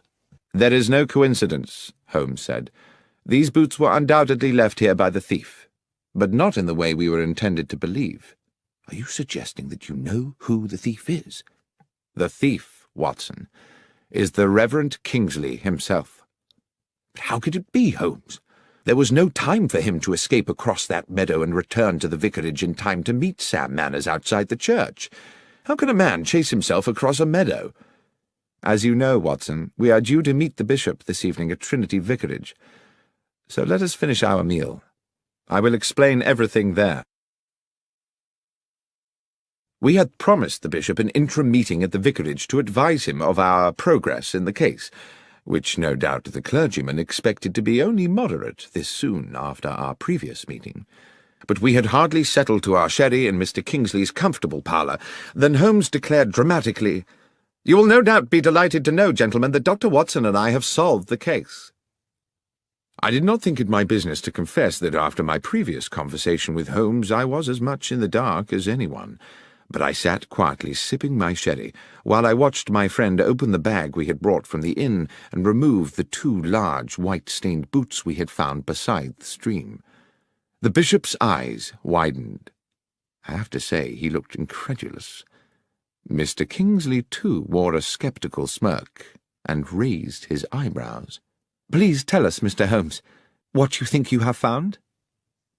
"Dr. Watson and I found these," Holmes explained, "in a bramble bush in Harding Lane. Big boots suggested we were seeking a big man, yet the footprints told us his stride was short. It was our landlord at the Jolly Bulldog who enabled me to understand the dichotomy. He is a man who buys bigger boots than his foot size in order to accommodate extra socks. Our villain, however, bought his bigger boots in order to accommodate another pair of shoes, leaving the footprints of a bigger man than he is himself. Is that not so, Mr. Kingsley?" The young vicar, I thought at the time, if he was guilty of anything, was heroically cool about it. He betrayed nothing but genteel surprise. "Are you suggesting that I was the thief, Mr. Holmes?" "Holmes," said the bishop gravely, "from what I understand, Mr. Kingsley and his verger practically managed to catch up with the thief on that fateful day. What on earth do you think is the evidence for this assertion?" "My lord," Holmes said confidently, "Mr. Kingsley wished to embezzle the money raised by the sale of the Hatchingham Grail and decided to construct a piece of theatre which would deceive investigators. He not only invented the spectral man in the large-brimmed hat, he also on several occasions paraded in the hat and the high-collared coat and ensured that Mr. and Mrs. Manners caught a glimpse of him. On the day of the theft, having sent Sam Manners to lunch, he came back here to the vicarage, assumed the disguise, showed himself at the cottage window where Manners was eating, and proceeded into the churchyard. Dashing back to the vicarage again, he slipped out of his cloak and hat and waited for Mrs. Manners' knock on the door.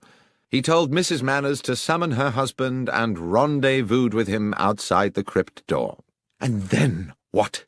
said Mr. Kingsley, insolent with fury. "I put on these boots, unlocked the church, went down to the crypt, took the money, escaped the church, jumped the stile and ran across a mile of the field, then dashed a mile back, took off the boots and waited calmly for Sam to arrive, whereupon I went chasing off across the field again. That would indeed have been ingenious. To do in 2 minutes what an athlete could not do in 20. Yes, indeed.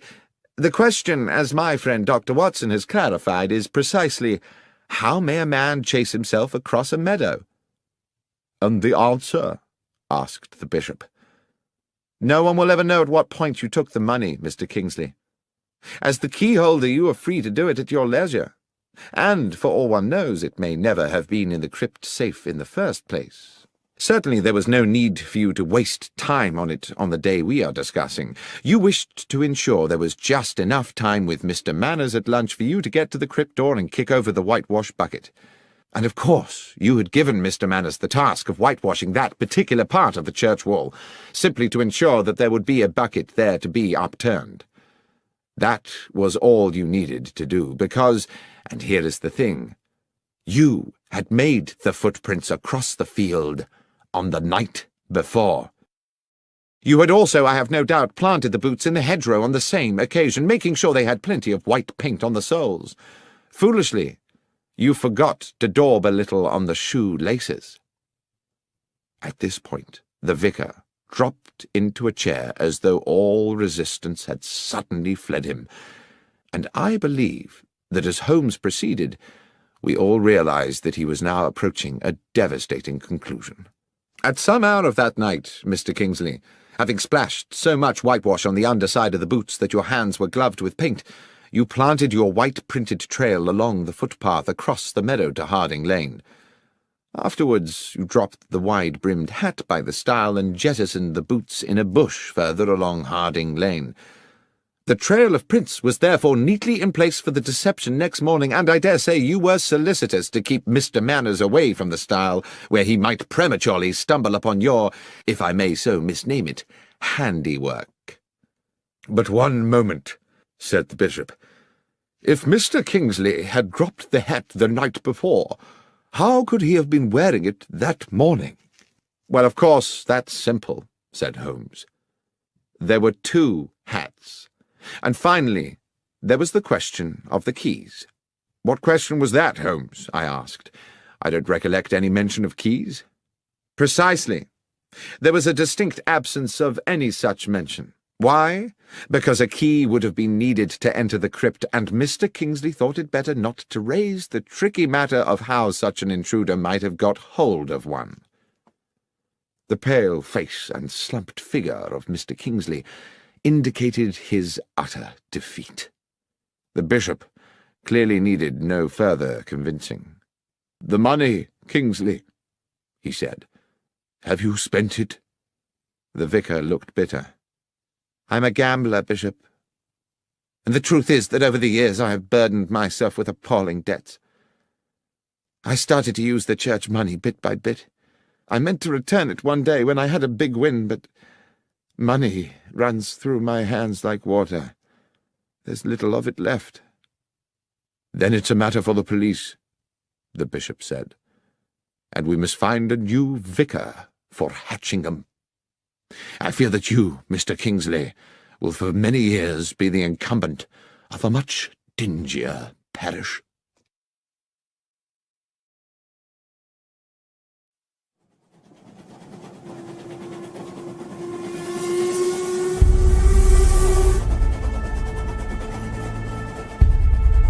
The 1059 Assassin.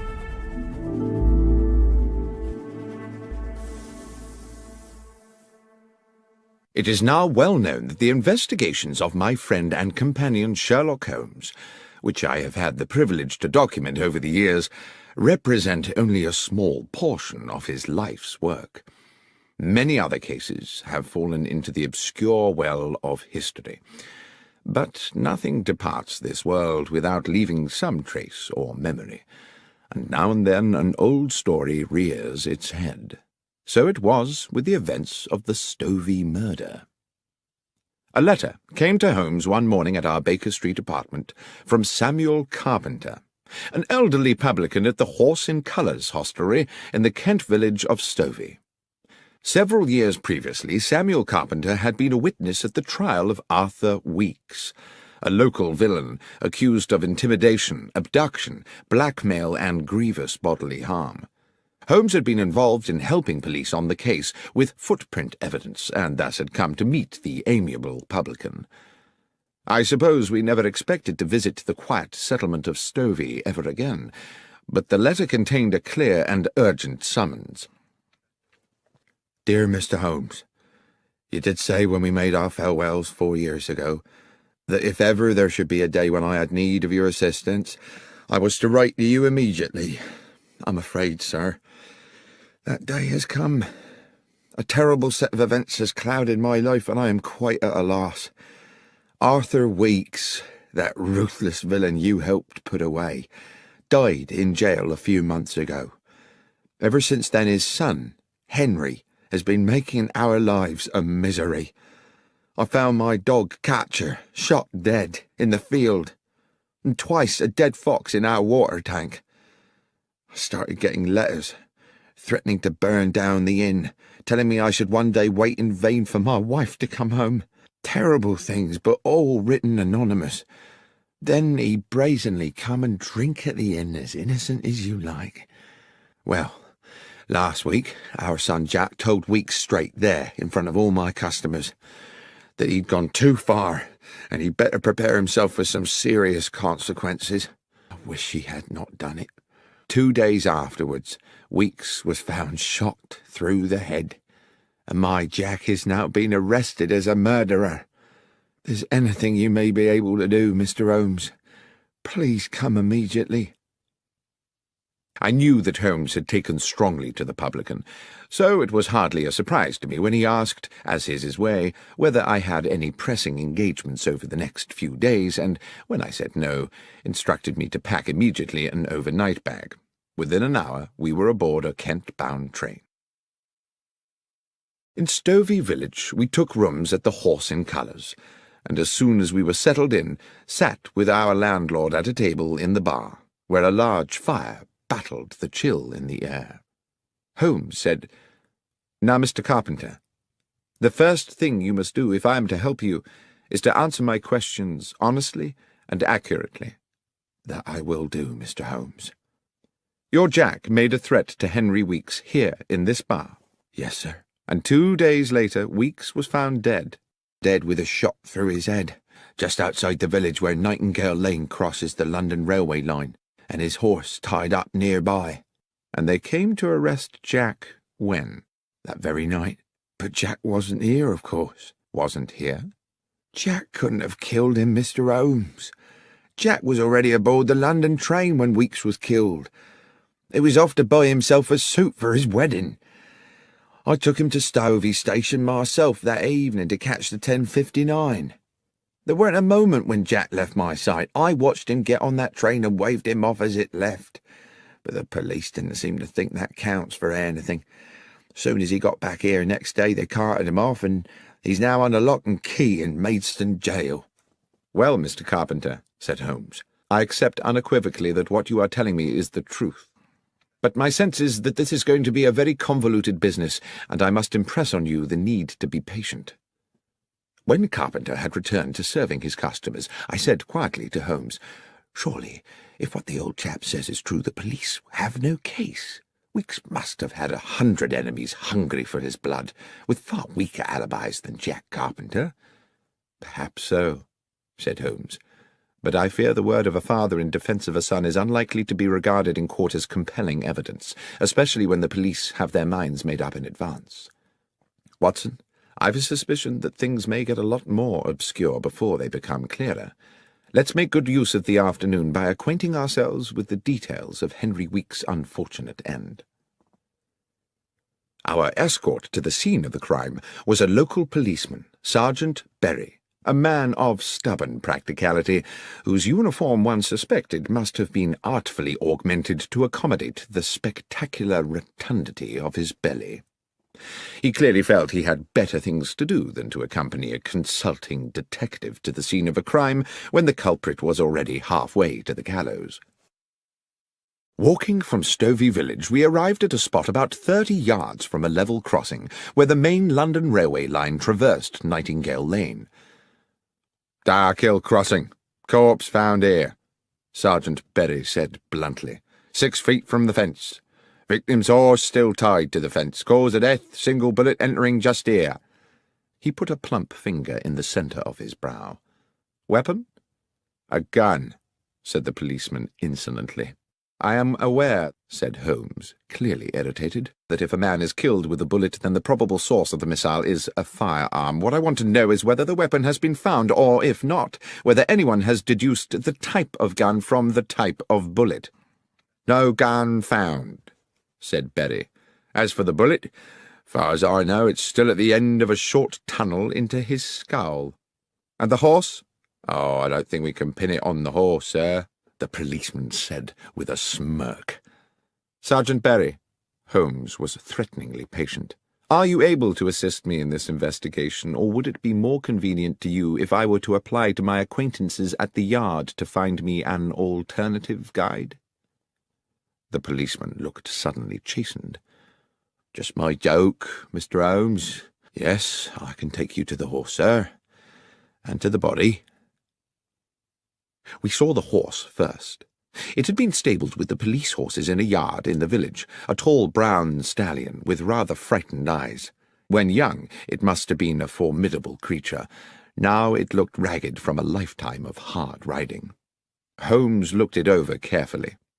The animal was skittish, seemingly distressed, and tried to pull away when Holmes held its bridle to examine its head. I watched rather nervously as my friend entered the stable bay and walked round the animal, which threatened to jostle him against the walls. Then, when he reached the front of the creature again, Holmes said, "There's a mark here. A sharp wound, can you see?" On the right foreleg, just above the fetlock joint, was a slender but quite noticeable lesion, apparently caused fairly recently. Holmes turned to Berry again. "Was this mark here when the horse was found?"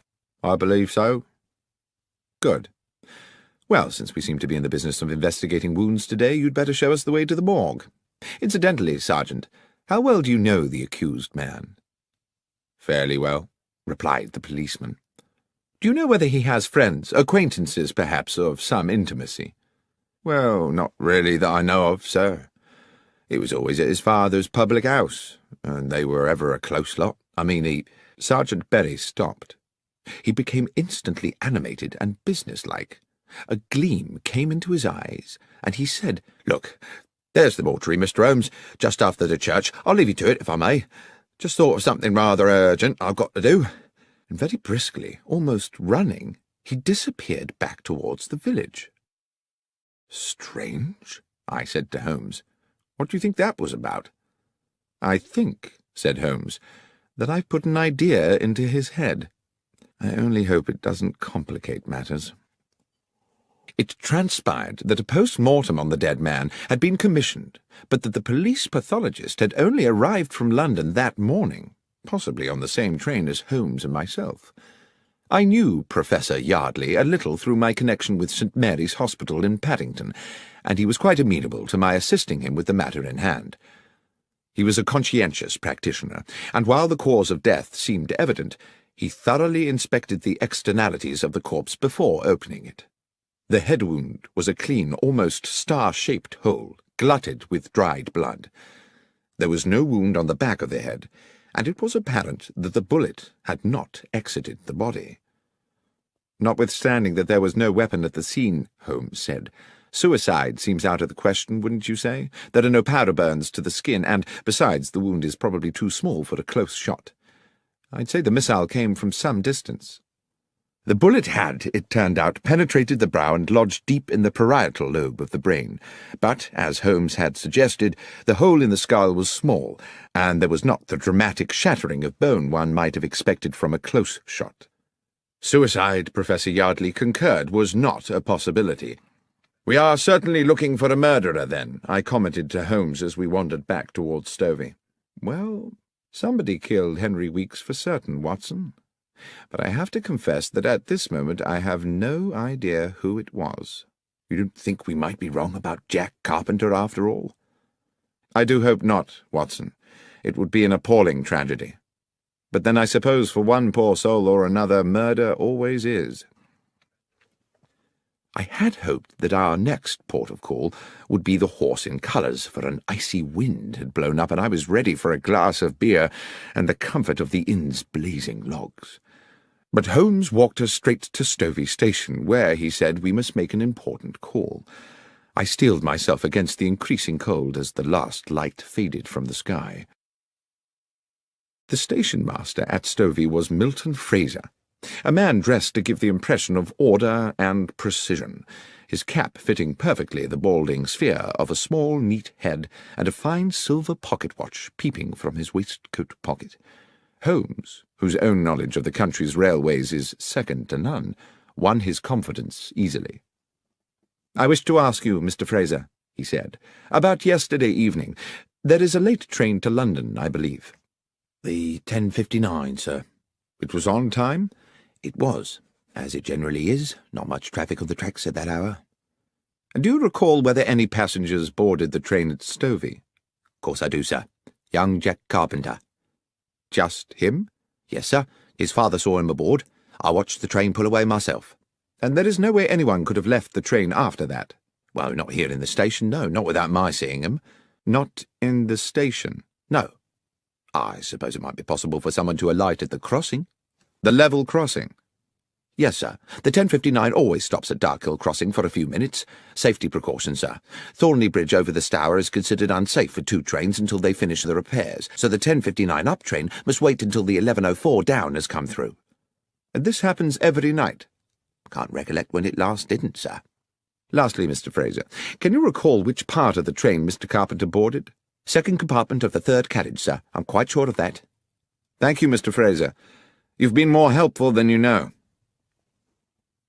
"I suppose we now have to consider," I said to my companion back at the Horse in Colours, as I stared into the flames of the fire, "that Jack Carpenter shot Henry Weeks from the stationary train." "We must consider it, certainly." Yet I think it rather unlikely. How would Carpenter have known his intended target was going to be waiting there at the crossing? Then what is the significance of the stopping train? Has it any? I'm beginning to think it has, but I must confess to being currently unsure in what way. Well, let's eat and then sleep on it, I said. But at that moment our cosy evening was horribly interrupted. A young woman, hair dishevelled, came screaming into the bar. "Mr. Carpenter! Mr. Carpenter!" The elderly landlord came rushing in from the kitchen. "What is it, Sarah?" "It's Beth Miller. They've taken her in." "Who's taken her?" "The police. That Sergeant Berry's arrested her. Says he found a gun." "What's this?" cried Holmes. "Who is Beth Miller?" "Beth is my son Jack's betrothed," Carpenter said. "Their wedding is fixed for next month. Beth's a good and honest young woman and gentle as a lamb. I'll see that blasted policeman." Holmes barred his way and put a hand on his shoulder. "If I'm to help you, Mr. Carpenter," he said, staring hard into the man's wild eyes, "believe me when I say that it will not serve our purposes to be too precipitous. Dr. Watson and I will go straight to the police station and find out what's happening. I beg of you to do nothing before you hear from us." Having received Carpenter's assurances, we made our way out of Stovey to the police station, a thick-walled stone building halfway along to the next village. Once a brewery, it now had the grim air of a medieval lock-up. It would not be exaggerating to say that my friend and I received a cool welcome from Sergeant Berry, whose domain this appeared to be. "Yes, sir, I do have a young woman in custody here, and I can confirm that she has been charged on suspicion of murder." "And can you tell me," said Holmes, "how she is supposed to have committed this crime?" "Well, obviously, sir, we don't know all the details yet, but with a bit of imagination, an intelligent person might construe that she had lured Mr. Weeks to Nightingale Lane on some, shall we say, enticing pretext, laying in wait for him, and dispatched him with a bullet as he tethered his horse." "And," said Holmes, "would this same intelligent person construe that Jack Carpenter had a part in this?" "Well, yes, sir, that person, assuming he was using his faculties, would conclude that quite obviously Jack Carpenter was an accessory before the fact, and therefore equally culpable." "Thank you, Sergeant," Holmes said, "for simplifying what I, in my sluggishness of mind, had considered a mystifying problem. Might it be possible for us to see the prisoner now?" "I'm sorry, sir, I couldn't permit that." "Or should it wait until I have received authority from my good friend Superintendent Wales at the Yard?" The policeman licked his lips, pretended to consult a piece of paper on his desk, and said, "Well, as you say you are a friend of the Superintendent, sir, I'm sure 5 minutes wouldn't hurt." We were shown to a cavernous room where rusted iron remnants of the brew-house remained bolted to the walls and ceiling. The large skylight had been set with bars, and there were no other windows. A pretty dark-haired girl of no more than 20 years sat at a wooden table. She reacted to us with suspicion as we were admitted, but no sooner had the constable left us alone with her, and no doubt largely in desperation, she confided in us readily. "Miss Miller, we have a limited amount of time," Holmes said to her, "and you must tell us everything you can about this business." "Yes, sir. I'll try. I think I may have done something foolish, sir." "Foolish?" "I think I were the first to find the body, sir, you see." "Well now," said Holmes, "I had certainly not guessed that." "I planned to see my Jack on the London train," she continued, "but we was held back at the farm delivering a calf, and I knew I was likely to miss him. The train usually stops by Dark Hill Crossing, so I thought if I cut along Nightingale Lane, I might be able to wave him off. But when I got there, the train was already disappearing across the bridge. Then, a stone's throw from the track, I saw a horse tied up to the fence, and something on the road beside it. When I got up close, I saw who it was, Henry Weeks, covered in blood, and next to him the gun." "And you picked up the gun?" I asked. "Yes, sir." "Why? Why did you not go directly to the police?" "Well, sir, because I recognised the gun. I meant to hide it somewhere. It was Jack's gun, you see." I failed to conceal my shock. "Jack's gun?" "So you took the gun," Holmes said, "because you thought Jack Carpenter might have killed Weeks?" "Yes, sir. That was my fear." "Even though Jack was on the train?" "I didn't know how long Weeks had lain there, sir. It's a lonely place, and he might have been there for hours. So that didn't look good for Jack, departing as he did the very same evening. I weren't sure of nothing, Mr. Holmes, except that Jack was likely to get the blame, everyone knowing about the venom between him and the Weeks family." "And what," Holmes said, "did you do with Jack's gun?" "Wrapped it in my shawl, slung it on my shoulder, and took it home to hide it. But I was unlucky.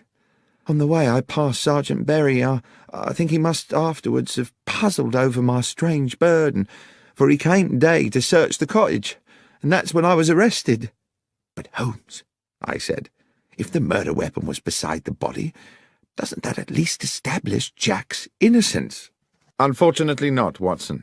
The assumption we had made was that the murder occurred while Jack was on the train. If it happened well before that, I fear that either he or Miss Miller here remain the prima facie suspects." "But I didn't kill Henry Weeks, sir. I swear to God." "I don't believe you did, Miss Miller, but we have to convince the police of that. Be hopeful." But as we walked back along the lane that evening towards Stovey and the horse in colours, Holmes seemed somewhat less certain. "I have little to go on at this moment except instinct, Watson. I do not feel that Jack Carpenter killed Henry Weeks, and I feel even more strongly that that young woman did not do it either. But feelings, I'm afraid, are not evidence. Let's hurry back to the inn and hope the bar is still available to us. Then we can make an assessment of these matters in comfort." The inn was closed to customers when we arrived, but Mr. Carpenter hastily provided us with a bottle of whisky and some bread and cheese. The fire was still glowing bright, and I sat there for a good hour while my friend went away to ask some questions of our host. Eventually, he returned and reclaimed his seat beside the fire. "Can we number the suspects in this case, Watson?" "Well, apart from Jack Carpenter and the girl Beth Miller," I said, dropping my voice, "I suppose Jack's father, our landlord, is another possibility." "Yes, and since we know he saw Jack off onto the train, either he or his son would have needed to commit the murder some time earlier. But how early? I've just spoken to him at length. He assures me, and I believe him, that there are plenty of people prepared to swear that both he and Jack were here all afternoon, and Beth spent the day at farm work. Even so, if the police go ahead and prosecute a case against one or all of them, there's a strong chance a jury might find them guilty, based purely on the assumption that they would at some time have had the opportunity. We are not out of the woods yet, Watson." "I see what you mean. Our inquiries seem to have stalled, rather." I refilled our glasses from the whisky bottle, and Holmes puffed at his pipe. Then suddenly he said, "The secret is on that train, Watson. I'm sure that's where it is. What time is it? 20 minutes to 11. Come along. We might just get there before it leaves." It was an old cart that transported us post-haste along the hold and muddy lanes of Stovey, so that we arrived at the station splattered and not a little shaken. We were, however, in good time to meet the 10:59. Unfortunately for us, the station-master, Mr. Milton Fraser, was again on duty. Despite his obvious respect for my friend, however, he became instantly resistant on hearing Holmes's request. "No, sir. I'm afraid I most definitely cannot hold up the 10:59 London train. Mr. Fraser, this is no flippant request. An innocent young woman will spend tonight locked in a dungeon, as will her fiancé, unless I am able to complete certain essential inquiries. I ask only for 10 minutes. Mr. Holmes, my reputation may be a small thing by the world's standards, but it is very important to me. 10 minutes is a long time to delay a train. But if I can guarantee you that this will not affect your reputation, can you really do that, sir?" "Mr. Fraser, you have my word on it." A long, thoughtful pause. Then, "Very well, Mr. Holmes. I'll do as you ask." When 2 minutes later the great black locomotive hauled its clanking carriages into the station, Mr. Milton Fraser went straight to the footplate and had words with the engineer. A wave to Holmes and myself, who were some way along the platform, told us all was clear, and we boarded the train. Holmes went directly to the second compartment of the third carriage, which contained just one late passenger, an elderly gentleman sitting beside what I saw immediately to be the medical bag of a general practitioner. "If I may interrupt your peace and quiet, sir," Holmes said, and having outlined his reasons, asked, "Were you aboard this train last night?" "I was," said the older man. "I take this train pretty well every night. I'm a medical man with a practice in Newbury and a home in London." "Were you in this same compartment last night?" The elderly physician laughed. "Creature of habit, sir. Same compartment every night." "And do you recollect the young man who, I believe, got onto the train at this station yesterday?" "I do, as a matter of fact. He sat there, right opposite me by the window. Pleasant young man." "Good. Now, sir, the train stopped at Dark Hill Crossing a little way up the line. Do you recall anything unusual about that?" "Oh, it stops there pretty well every night, but, well, I do remember something, as a matter of fact. The train whistled, as it usually does, to see if the down train is close enough to respond. At just that moment, I remarked a small flash of light outside the train, like the sun reflecting off brass." "And the young man," said Holmes. "What was his response?" "He seemed as puzzled as I was. He said he knew the area and couldn't imagine what it could be." "Thank you, Doctor," said Holmes. He led me briskly from the train. "We have just 3 of our 10 minutes left before the train leaves, Watson, but I think it might just be enough." Mr. Fraser was waiting for us on the platform. "All done, sir?" "One final request, Mr. Fraser. Are these the same carriages and in the same order as made up the train last night?" "Yes, sir. That doesn't change much." "Then I'll need to get onto the line to check the other side of the train." "I don't know, Mr. Holmes. The down train is due. You'll be at too much risk." "I shall be quick." And without further discussion, he re-entered the train, crossed the compartment, opened the further door, and dropped onto the down line beyond. At almost precisely that moment, we heard a whistle, and Fraser said, "By golly, Dr. Watson, that's the down train crossing the bridge." I waited for a half-minute, but when I heard the rumble of the approaching train, I could restrain myself no longer. "Holmes!" I called. "Get a move on, for God's sake!" But the last words of my sentence were drowned by the roar of a locomotive thundering into the station and hissing to a halt next to the 10:59. I'm not sure what I thought had happened. I could see that Holmes had not regained the empty compartment for a terrible moment. I hovered in a cloud of anxiety. Then his head appeared, between the bottom of the train and the platform edge. He had ducked under the stationary train to avoid the incoming express. "Holmes, are you all right?" "More than all right, Watson," he said as he clambered back onto the platform. "Especially as I believe I can now name our murderer." He turned to the rather shaken station-master. "The train may leave, Mr. Fraser, but there are conditions. I see there are no facilities for uncoupling a carriage here in Stovey." "Correct, sir. There are no sidings here." "Then I must ask you to travel to London with the train, and to ensure on arrival that the carriage in which the physician gentleman is travelling is impounded at Paddington." "Good Lord, Mr. Holmes, is the doctor a suspect?" "No, Mr. Fraser, but one might say the carriage is." Despite his misgivings, the station-master was heroically compliant, and directly he had arranged for a message to be sent to his own family, he boarded the 10:59, which had now, for one night only, become the 11:25, and the train pulled out of the station on its way to London.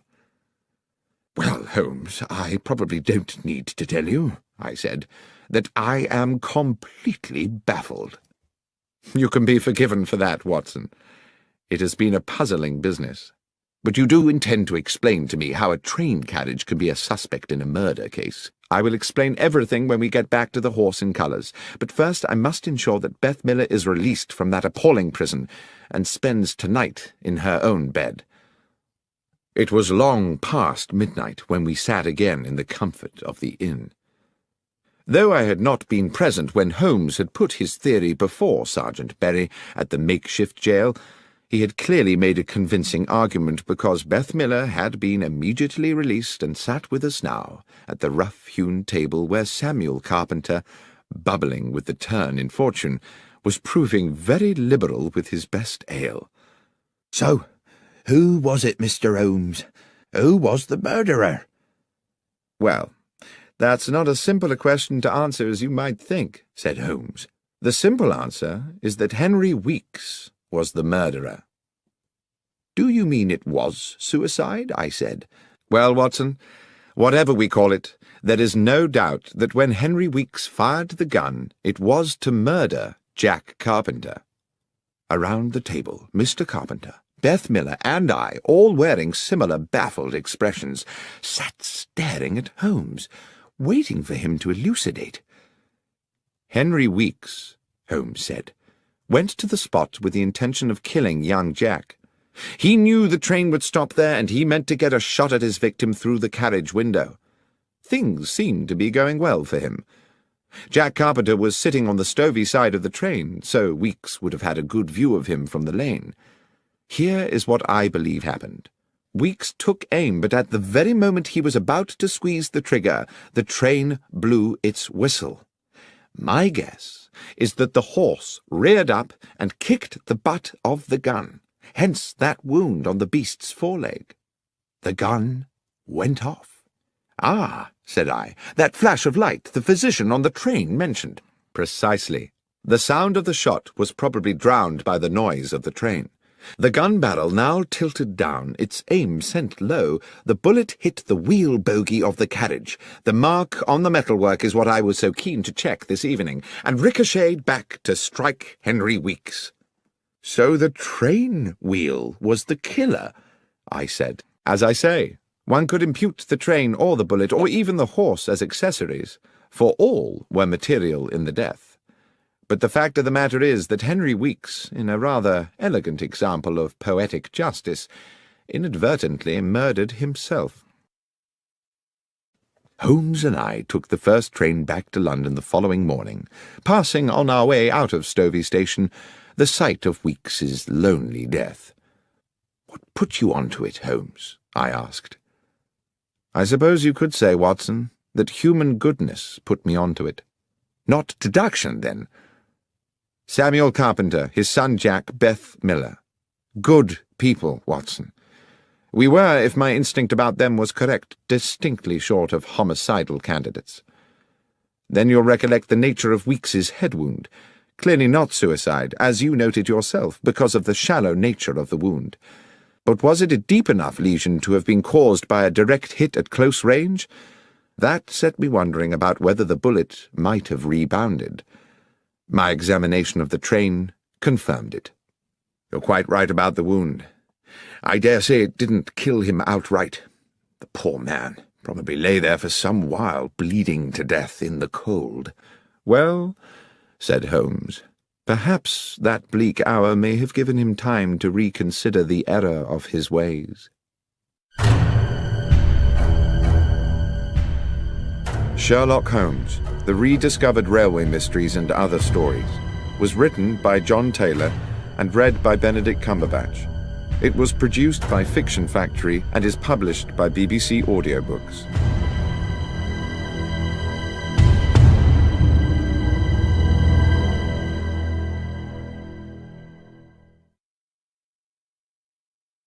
When I was young, it contained the treasures of boyhood, a catapult, a lump of beeswax, the carapace of a crab.